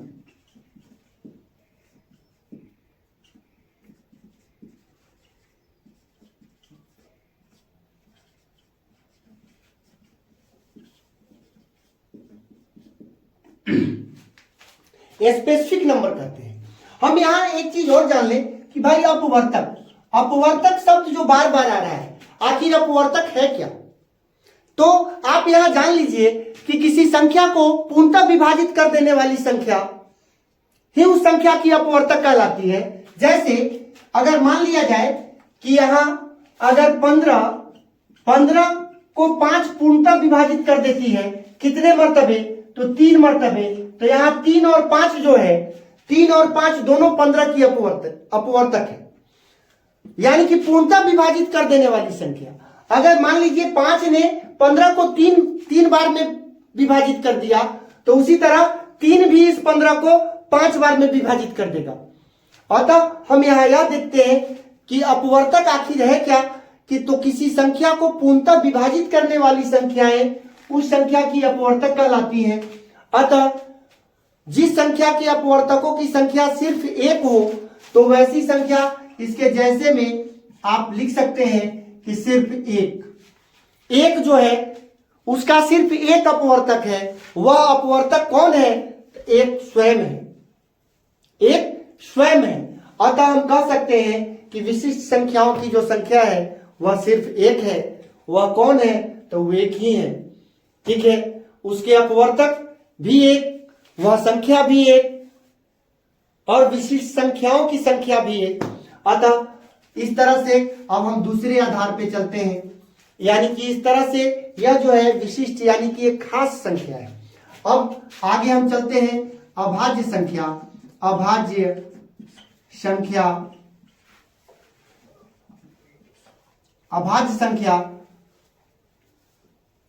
इसको हम रूढ़ संख्या भी कहते हैं, रूढ़ संख्या। इसको हम प्राथमिक संख्या भी कहते हैं, प्राथमिक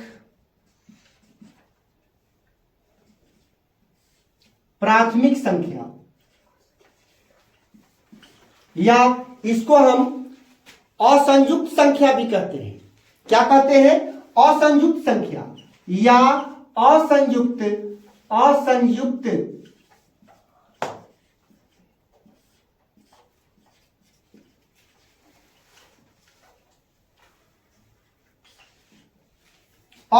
संख्या।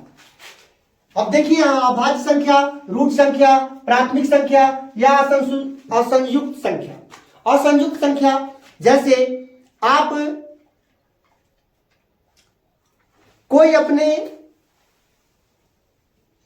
ईश्वर को अल्लाह कहता है, कोई अपने ईश्वर को गॉड कहता है, कोई अपने ईश्वर को भगवान कहता है।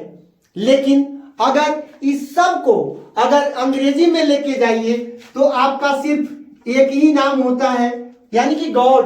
तो यहां भी इन चारों संख्याओं जो हिंदी में जिसके 4 नाम है, तो उसका अंग्रेजी में हम इसको कहते हैं प्राइम नंबर।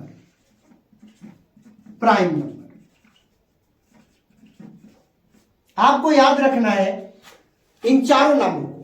कभी कभी परीक्षा में पूछ देता है कि भाई 10 से 20 तक के असंयुक्त संख्याओं को लिखिए। आप अगर शुरू से पढ़ के बैठे हैं कि अभाज्य संख्या, असंयुक्त संख्या तो नहीं जानते हैं, ठीक है, तो आपको यहां ध्यान देना है, यानी कि प्राइम नंबर। अब इसका परिभाषा आपको देना है कि जिस संख्या के, अब देखिए, जिस अपवर्तकों के संख्या के आधार पर, यानी कि जिस संख्या के सिर्फ एक अपवर्तक हो उसको हम विशिष्ट संख्या कहते हैं, जिस संख्या के सिर्फ दो अपवर्तक हो उसको हम अभाज्य रूढ़ प्राथमिक या असंयुक्त संख्या कहते हैं, यानी कि जिस संख्या के सिर्फ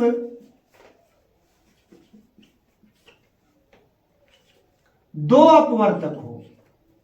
आप दो को अंक में ना लिखिए, संख्या में ही लिखिए, दो अपवर्तक।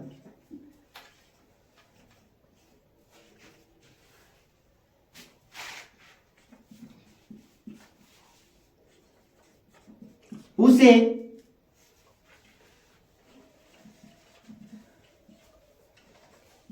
अभाज्य रूढ़ प्राथमिक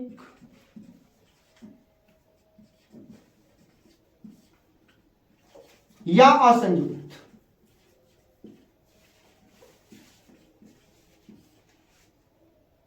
यानी कि आप प्राइम नंबर।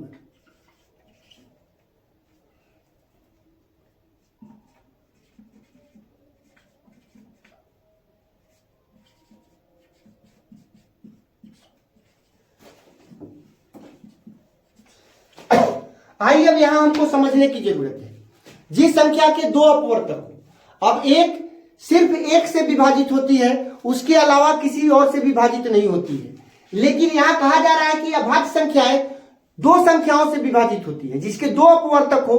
दो अपवर्तक हो का मतलब कि वह दो संख्याओं से विभाजित है, तो दो संख्याओं से विभाजित है, जैसे आप यहां देख सकते हैं कि 2, 3, 5, 7, 11, 13, 17, 19, 23, इस तरह से यह क्रम आगे की ओर बढ़ता जाएगा। अब यहां हम देखें कि जिस संख्या के सिर्फ दो अपवर्तक हों, यानी कि यहां पे पहला एग्जाम्पल है 2, तो दो संख्याओं से विभाजित है। मेरे कहने का मतलब है कि 2 जो है वह दो संख्याओं से विभाजित है। किससे? तो एक से विभाजित है और दूसरा 2 से विभाजित है। 3 एक से विभाजित है और दूसरा 3 से विभाजित है। 7 को देखिए, एक से विभाजित है और 7 से विभाजित है। अतः हम कह सकते हैं कि जो अभाज्य संख्याएं होती हैं वह एक से और अपने आप से, यानी कि स्वयं से विभाजित होती है। इस प्रकार अभाज्य संख्याओं, प्रत्येक अभाज्य संख्या के सिर्फ 2 ही अपवर्तक होते हैं, सिर्फ 2 ही अपवर्तक होते हैं। ठीक है, अब यहां हम देखें कि दो सबसे छोटी अभाज्य संख्या है। 2 जो है वह सबसे छोटी अभाज्य संख्या है, सबसे बड़ी अभाज्य संख्या संभव नहीं है। अतः हम कह सकते हैं कि अभाज्य संख्याओं की कुल संख्या भी संभव नहीं है। अब चलिए, चूंकि अभाज्य संख्याएं, अब यहां हम कुछ देखें, यानी कि 2 और 1 3, 3 और 2 5, 5 और 2 7, 7 और 4 11, 11 और 2 13। अतः हम यह देख पा रहे हैं कि अभाज्य संख्याओं के बीच एक खास निश्चित क्रम नहीं होता है। अतः अभाज्य संख्याएं जो होती हैं वो क्रमागत नहीं होती है, वो क्रमागत नहीं होती है। कभी कभी आपसे सवाल पूछ दिया जाता है कि भाई 1 से 100 के बीच कितनी अभाज्य संख्याएं हैं। तो 1 से 100 के बीच आपको यह याद रखना होगा कि 1 से 100 के बीच 25 अभाज्य संख्याएं हैं। 1 से 100 के बीच, 1 से 100 तक में आपका 25 अभाज्य संख्याएं हैं, 25 अभाज्य संख्याएं हैं। ठीक है, अब इन संख्याओं को हम विभाजन करते हैं। उसके लिए आपको एक मोबाइल नंबर, आप बहुत सारा मोबाइल नंबर याद रखते हैं, आप बहुत सारा मोबाइल नंबर एक याद रखते हैं अपने कजन का, अपने सगे संबंधियों का, तो आपको यहां एक अभाज्य संख्या के लिए मोबाइल नंबर याद रखना है। वो मोबाइल नंबर है 44 22 32 23 21। ये आपका 10 अंकों का मोबाइल नंबर है। यह मोबाइल नंबर आपको बताता है कि क्या 1 से 10 तक कितनी अभाज्य संख्याएं हैं, तो 4। 11 से 20 तक कितनी अभाज्य संख्याएं हैं, तो 4। अब 21 से 30 तक कितनी अभाज्य संख्याएं हैं, तो 2।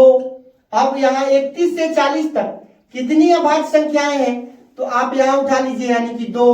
अब 41 से 50 तक कितनी अभाज्य संख्याएं हैं, तो 3। अब 51 से 60 तक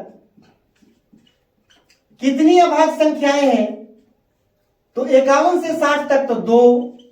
अब यहां 61 से 70 तक कितनी अभाज्य संख्याएं हैं, तो 2। आपका पुनः 71 से 80 तक कितनी अभाज्य संख्याएं हैं, तो 3। और 81 से 90 तक कितनी अभाज्य संख्याएं हैं, तो 2। और 91 से 100 तक कितनी अभाज्य संख्याएं हैं, तो 1। अतः हमारा यह मोबाइल नंबर जो है 10-10 के अंतराल पर हमें यह बता दिया कि कहां से कहां तक के बीच कितनी अभाज्य संख्या है। अगर आपसे कोई पूछता है कि 1 से 10 तक कितनी अभाज्य संख्या है, आप कहेंगे 4। 1 से 20 तक कितनी अभाज्य संख्या है, तो आप पहले 2 डिजिट को जोड़ लीजिए, 4 4 8। अगर कोई पूछता है कि नहीं 1 से 30 तक कितनी अभाज्य संख्या है, तो आप 4 4 8 और 10 को जोड़ लीजिए। ठीक है, यानी कि आपसे जहां तक पूछा जाए, अगर कोई पूछता नहीं 21 से 50 तक कितनी अभाज्य संख्या है, तो 2 2 4 3 7। यानी कि इस मोबाइल नंबर से आप अभाज्य संख्याओं यानी कि 100 के बीच के 1 से 100 के बीच की अभाज्य संख्याओं को आपसे जिधर से भी पूछा जाए, अगर कहा जाए नहीं 71 से 100 के बीच कितनी अभाज्य संख्या है, तो 71 से 100 के बीच 3 2 5 1 6, यानी कि आप बता सकते हैं। इसके लिए 25-25 के अंतराल पर यानी कि 1 से 25, 25 से 50, 50 से 75 और 75 से 100, 25-25 के अंतराल पर भी अभाज्य संख्याओं की संख्या बताने का प्रयास किया गया है। ठीक है, अब उसके लिए आपको याद रखना है, उसके लिए आपको एक ट्रिक याद रखना है कि 96 64 को याद रखिए। यह बता रहा है कि 1 से 25 तक 9 अभाज्य संख्याएं हैं, 25 से 50 तक 6 अभाज्य संख्याएं हैं, 50 से 75 तक 6 अभाज्य संख्याएं हैं और 75 से 100 तक 4 अभाज्य संख्याएं हैं। इस तरह से 9 6 15, 15 6 21, 21 और 4 25, यानी कि 1 से 100 तक, 1 से 100 तक में हमारी कुल कितनी अभाज्य संख्याएं हैं, 25 अभाज्य संख्याएं हैं। भाज्य संख्या, यौगिक संख्या या संयुक्त संख्या, इसको हम अंग्रेजी में, जैसा कि आपको पहले बताया गया है कि इसको अंग्रेजी में कहा जाता है कंपोजिट नंबर। कंपोजिट नंबर, चूंकि यह अपवर्तकों के संख्या के आधार पर संख्या का विभाजन है, अतः हम यह कह सकते हैं कि जिस संख्या के एक अपवर्तक होते हैं उन्हें हम विशिष्ट संख्या कहते हैं, जिस संख्या के 2 अपवर्तक होते हैं उन्हें हम अभाज्य संख्या कहते हैं, और जिस संख्या के 3 या 3 से अधिक अपवर्तक होते हैं उसे हम भाज्य संख्या, यौगिक संख्या या संयुक्त संख्या यानी कि कंपोजिट नंबर कहते हैं। तो आप यहां लिख सकते हैं कि जिस संख्या के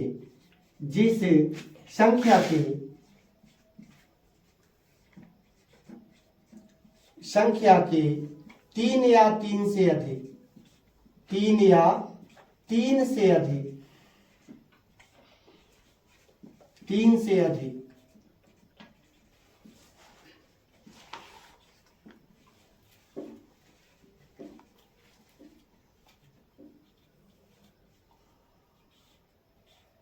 अपवर्तक होते हैं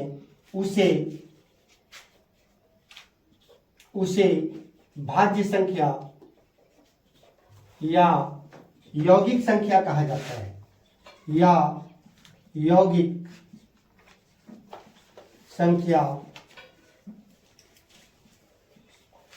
यानी कि कंपोजिट नंबर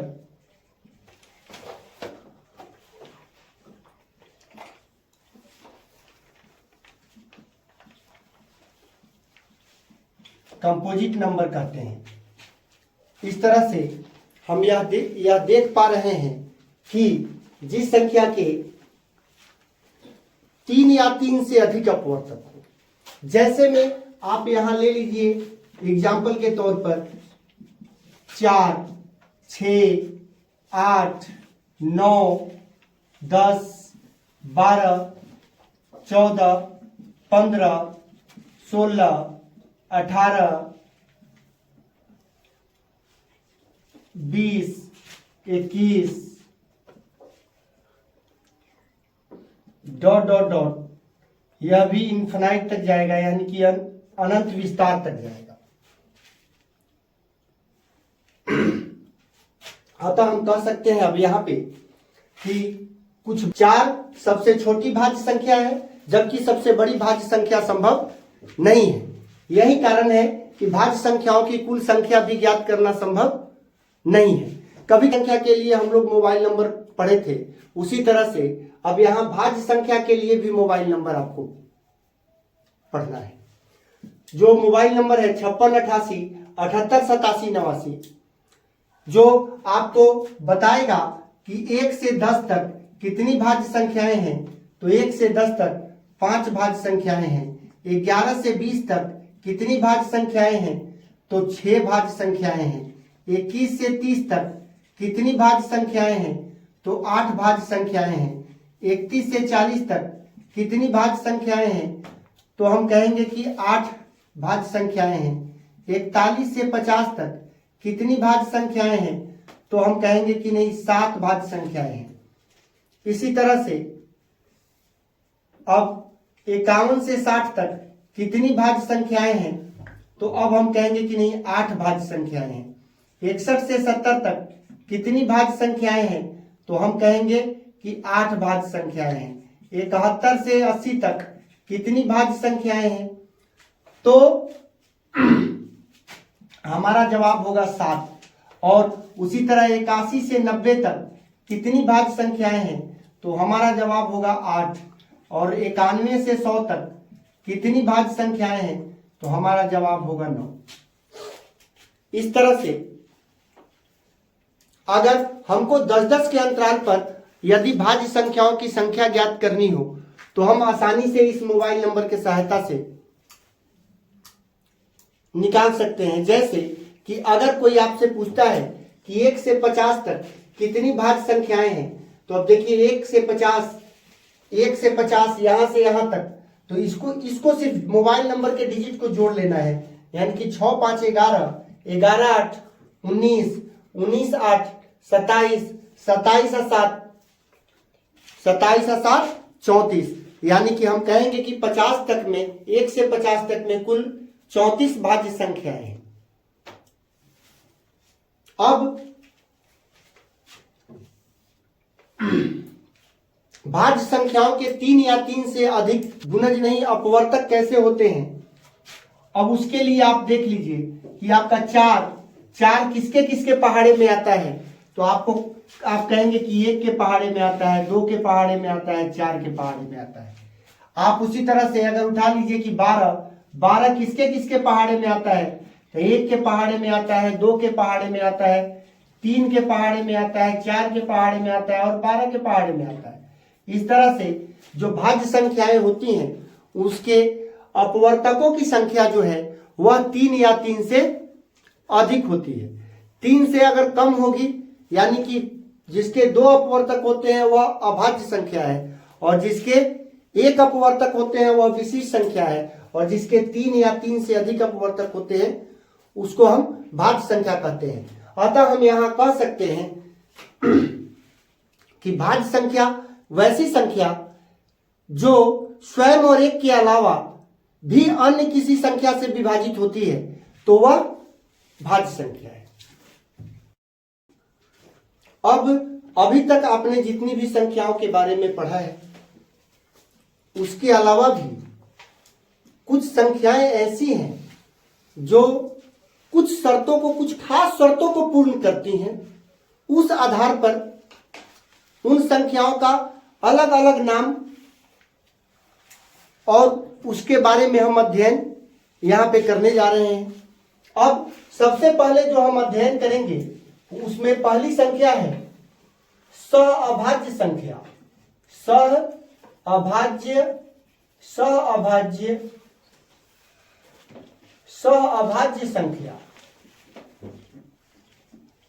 सहअभाज्य संख्या या असहभाज्य,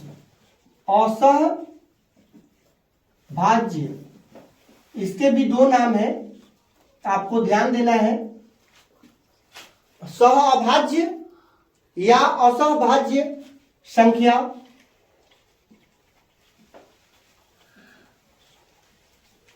इसको हम कहते हैं को प्राइम नंबर। को प्राइम नंबर,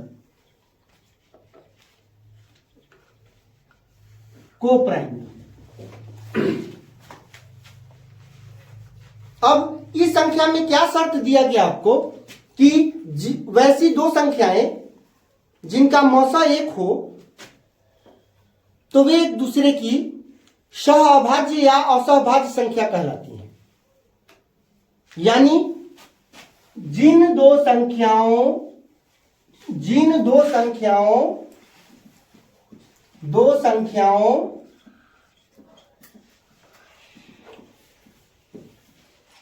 का मौसा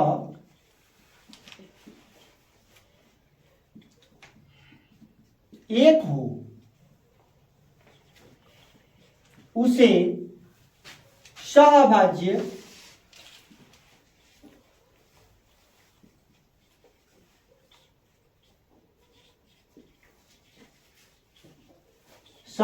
संख्या यानी को प्राइम नंबर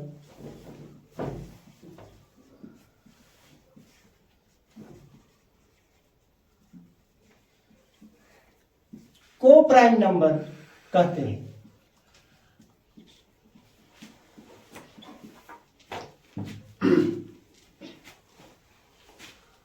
अब कोई भी वैसी दो संख्या जिनका अगर मौसा एक आता हो तो उनको हम एक दूसरे की सहअभाज्य संख्या कहेंगे, सहअभाज्य या असहभाज्य संख्या कहेंगे।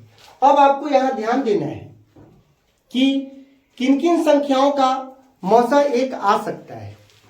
तो सबसे पहले किन्हीं भी दो क्रमागत संख्याओं का मौसा एक होगा, जैसे 10-12, 10-11 यह एक पेयर है, 15-16 यह एक पेयर है।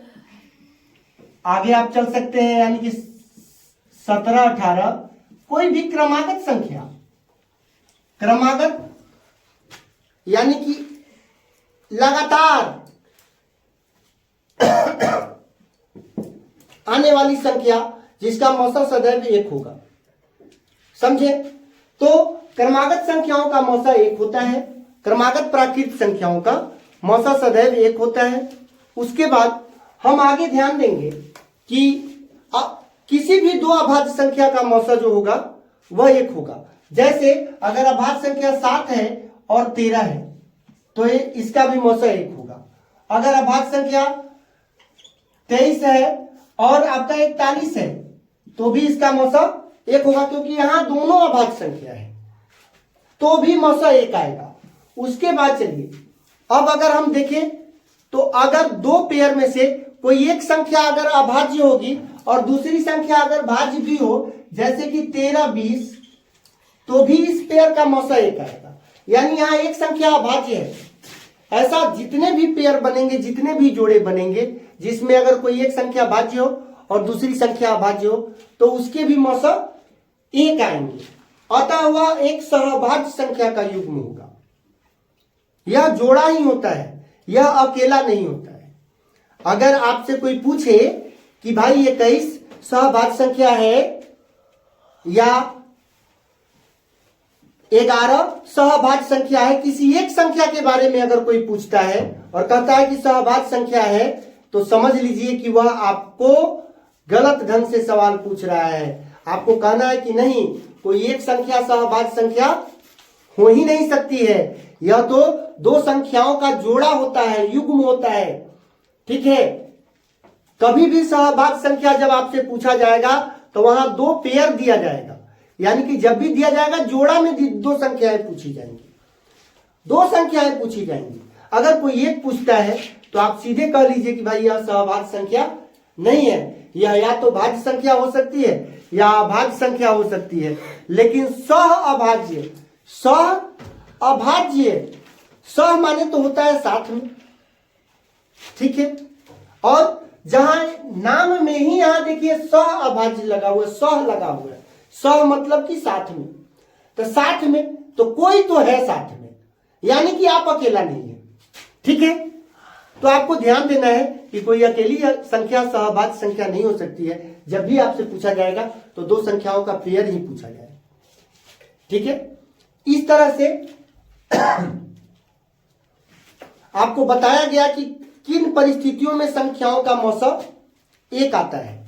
और इसके अलावा भी अगर जैसे मैंने यहां कुछ शर्त बताए कि ऐसे संख्याओं का मौसा एक ही आता है, लेकिन अगर जो इस शर्त पे खरा न भी उतरते हैं और उनका मौसा अगर एक आता है तो वे दोनों एक दूसरे की सहभाज्य संख्या होंगी। चलिए अब आगे के संख्या के बारे में हम चलते हैं। आगे की संख्या है जुड़वा अभाज्य संख्या। जुड़वा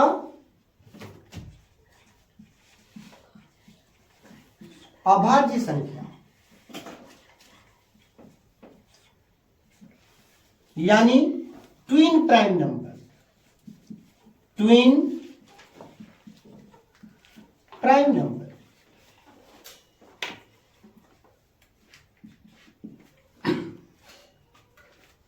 अब यह भी जुड़वा अभाज्य संख्या, यानी ये तो जुड़वा है, यानी ये भी अकेला नहीं है, ये भी 2 संख्याओं का ही पेयर है, 2 संख्याओं का समूह है। अब जुड़वा अभाज्य संख्या है तो चूंकि अभाज्य संख्या, तो भाई ये तो अभाज्य संख्या है, लेकिन कैसी अभाज्य संख्या है? जो जुड़वा हो। तो किन संख्याओं को जुड़वा अभाज्य संख्या कहा जाता है? यहां पे हम ध्यान दें, यानी कि जिन 2 संख्याओं का, जिन 2 अभाज्य संख्याओं का, अभाज्य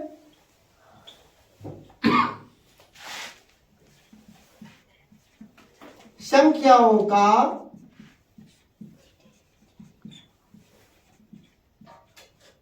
अंतर 2 हो,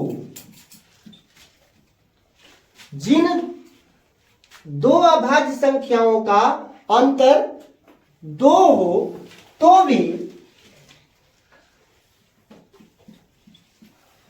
वे एक दूसरे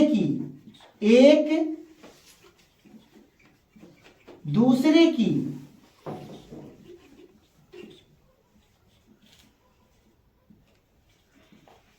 जुड़वा अभाज्य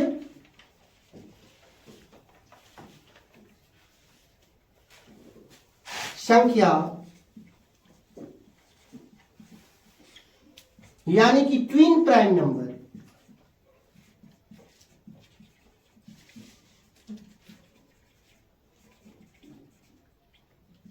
कहलाती हैं।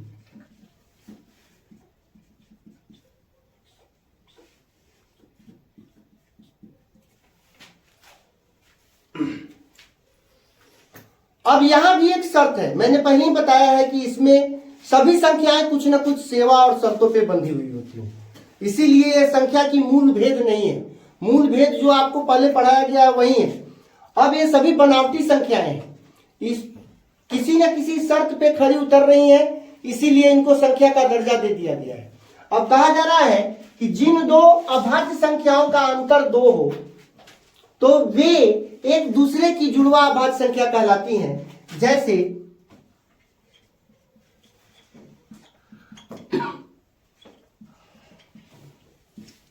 जैसे आपका 3, 5 दोनों अभाज्य संख्या है और इसका अंतर क्या है?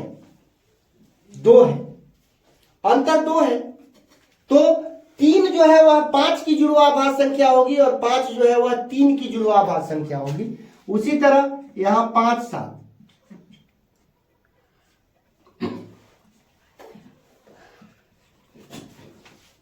11, 13 17, 19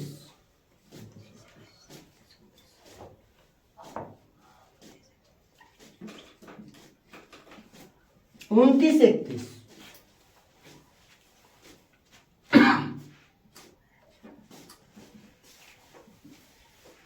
41 43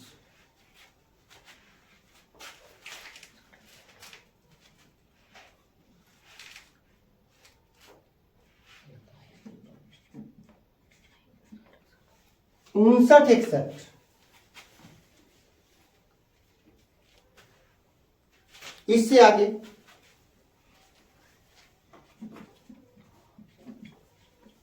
71 73।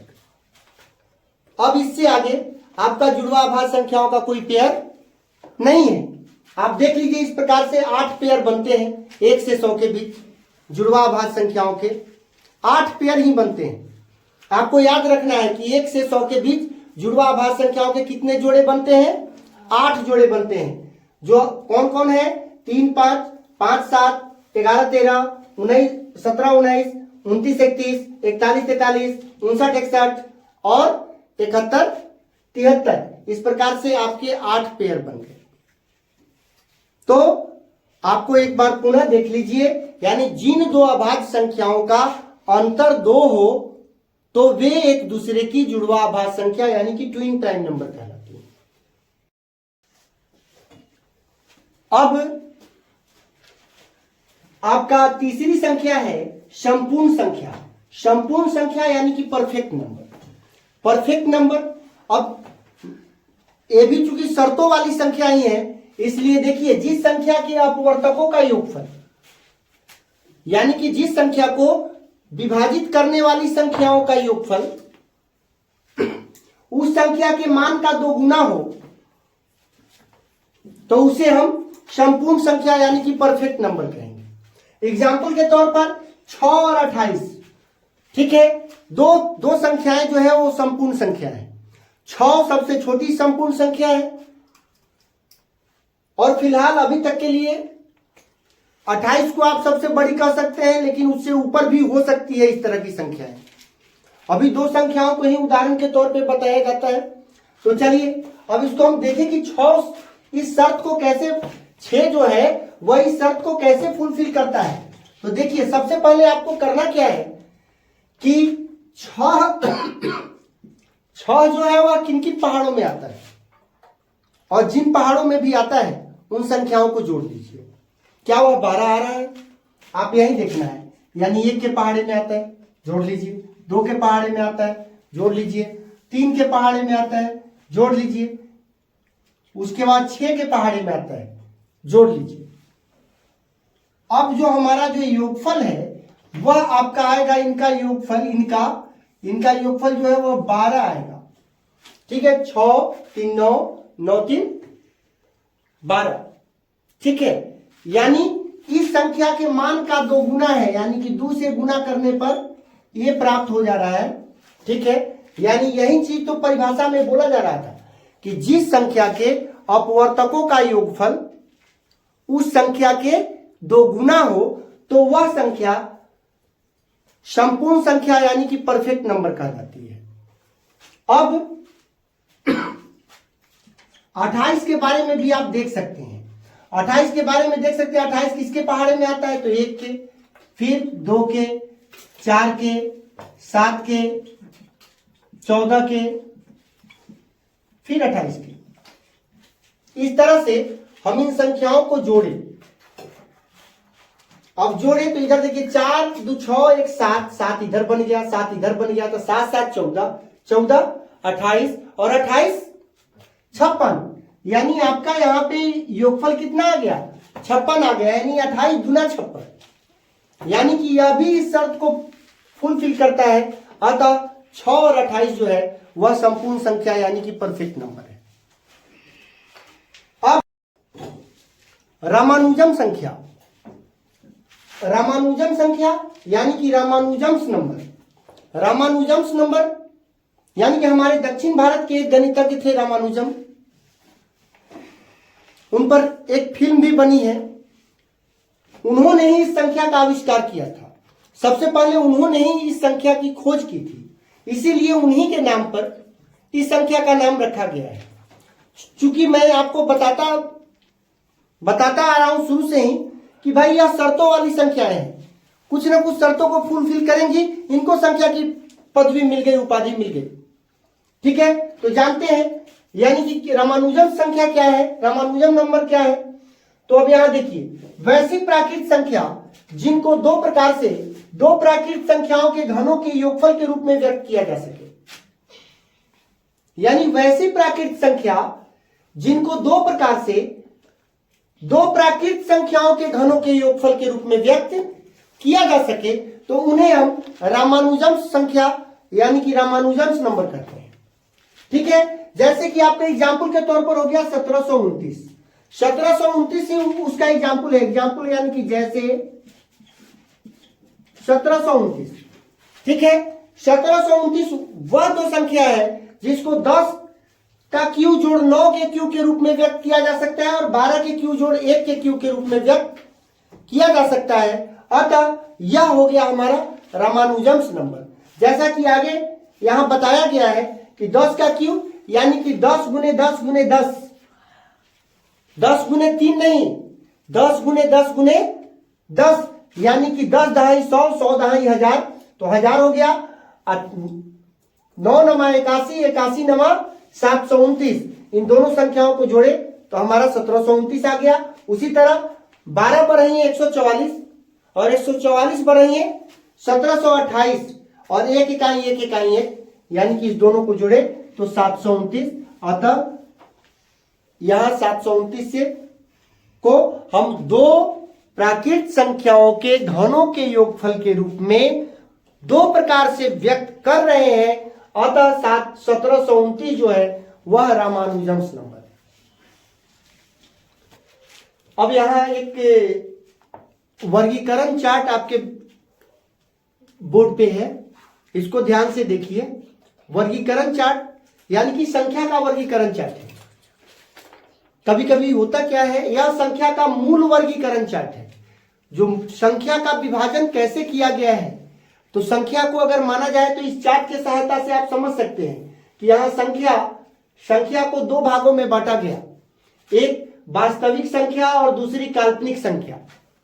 अब वास्तविक संख्या का कोई आगे के तरफ उसका प्रकार नहीं तोड़ा गया, अब काल्पनिक संख्या का कोई प्रकार आगे की तरफ नहीं तोड़ा गया, लेकिन अब वास्तविक संख्या के फिर दो प्रकार हैं। वास्तविक संख्या के दो प्रकार हैं, यानी कि अचर संख्या और चर संख्या। देखिए, जैसा कि अचर संख्या यानी कि जिसका मान न चलता हो, हम दो प्रकार के संख्याओं को गिनने के लिए उपयोग में लाते हैं। कभी कभी होता क्या है कि हम 1 2 3 4 ऐसे लिखते हैं संख्या को गिनने के लिए, और कभी कभी होता है कि हम ऐसे A B C D ऐसे करते हैं। A फॉर 1 होता है, B फॉर 2 होता है और C फॉर 3 होता है और D फॉर 4 होता है। कभी कभी हम करने के लिए ऐसे क ख ग और ध ऐसे भी करते हैं, इस तरह से भी, यानी क मतलब पहला, ख मतलब दूसरा, ग मतलब तीसरा और घ मतलब चौथा। यानी कि संख्या को हम दो तरह से प्रदर्शित करते हैं, एक अंकों के माध्यम से और दूसरा अक्षरों के माध्यम से, यानी कि वर्णों के माध्यम से। ठीक है, यानी कि ऐसे इसको हम न्यूमेरिक नंबर कहते हैं। लेकिन जब हम अल्फाबेट के अक्षरों को का प्रयोग नंबर को प्रदर्शित करने के लिए करते हैं, तो ऐसे स्थिति में इसको हम अल्फा न्यूमेरिक नंबर कहते हैं। क्या कहते हैं? Alpha numeric number. समझे? तो अल्फा न्यूमेरिक नंबर्स जो होते हैं वे अचर संख्या के अंतर्गत आ जाते हैं, और जो न्यूमेरिक नंबर होते हैं वे चर संख्या के अंतर्गत आ जाते हैं। यहां पे यानी कि अल्फा न्यूमेरिक नंबर जो होते हैं वे चर संख्या के अंतर्गत आ जाते हैं, और जो न्यूमेरिक नंबर होते हैं वे अचर संख्या के अंतर्गत आ जाते हैं। अक्सर आप लोग देखते होइएगा, जब भी कभी आप अलजेब्रा से आधारित या समीकरण से आधारित सवाल बनाते हैं, तो आपका कहीं x बराबर 1, x बराबर 2, x बराबर -4, x बराबर 0, यानी x का मान हर समय बदलता रहता है। तो वो यानी कि वो चर है। चर मतलब जिसका मान बदलता हो, और अचर यानी कि 3 का मतलब 3 ही होता है, 3 बराबर 3 ही होता है, 3 बराबर 5 कहीं नहीं होता है, कभी 3 बराबर 10 नहीं होता है। इसलिए जिन संख्याओं का मान नहीं बदलता है उसको हम अचर संख्या कहते हैं। अचर संख्या के पुनः 2 प्रकार होते हैं, परिमेय संख्या और अपरिमेय संख्या। अपरिमेय संख्या को पुनः रोका गया यहां पे। अब परिमेय संख्या से आगे की ओर हम बढ़ते हैं। तो परिमेय संख्या के 2 प्रकार होते हैं, पूर्णांक संख्या और भिन्न। पूर्णांक संख्या और भिन्न, इधर भिन्न के 2 प्रकार आपको बता दिए गए हैं, साधारण भिन्न और दशमलव भिन्न, जो आगे के क्लास में जब आपका बीज गणित चालू होगा, अलजेब्रा, तो उसमें आप चर संख्या के बारे में पढ़ेंगे, ठीक है। और जब भिन्न चैप्टर चालू होगा तो वहां पे आप साधारण भिन्न और दशमलव भिन्न के बारे में भी जानकारी हासिल करेंगे। फिलहाल हम लोग इधर की ओर चलते हैं। पूर्णांक संख्या के 3 प्रकार होते हैं, धनात्मक पूर्णांक संख्या, ऋणात्मक शून्य पूर्णांक संख्या और ऋणात्मक पूर्णांक संख्या, ठीक है। अब धनात्मक पूर्णांक संख्या का ही हम विभाजन किए थे। यहां पे शुरू होने के आधार पर जो 2 प्रकार में विभाजन किए थे, तो उसमें शून्य पूर्णांक भी धनात्मक के साथ जुड़ गया था, जिसको पूर्ण संख्या हम कहते, ठीक है। अब प्राकृत संख्या तो धनात्मक पूर्णांक संख्या ही है, जो प्राकृत संख्या है। धनात्मक पूर्णांक संख्या और प्राकृत संख्या में कोई अंतर नहीं है, दोनों सेम ही है। अब उसी संख्या का विभाजन करते हुए हम अभी तक जितना भी आप परिभाषा, नोट, निष्कर्ष जो पढ़े हैं या संख्या का विभाजन पढ़े हैं, वो धनात्मक पूर्णांक संख्या का ही विभाजन पढ़े हैं।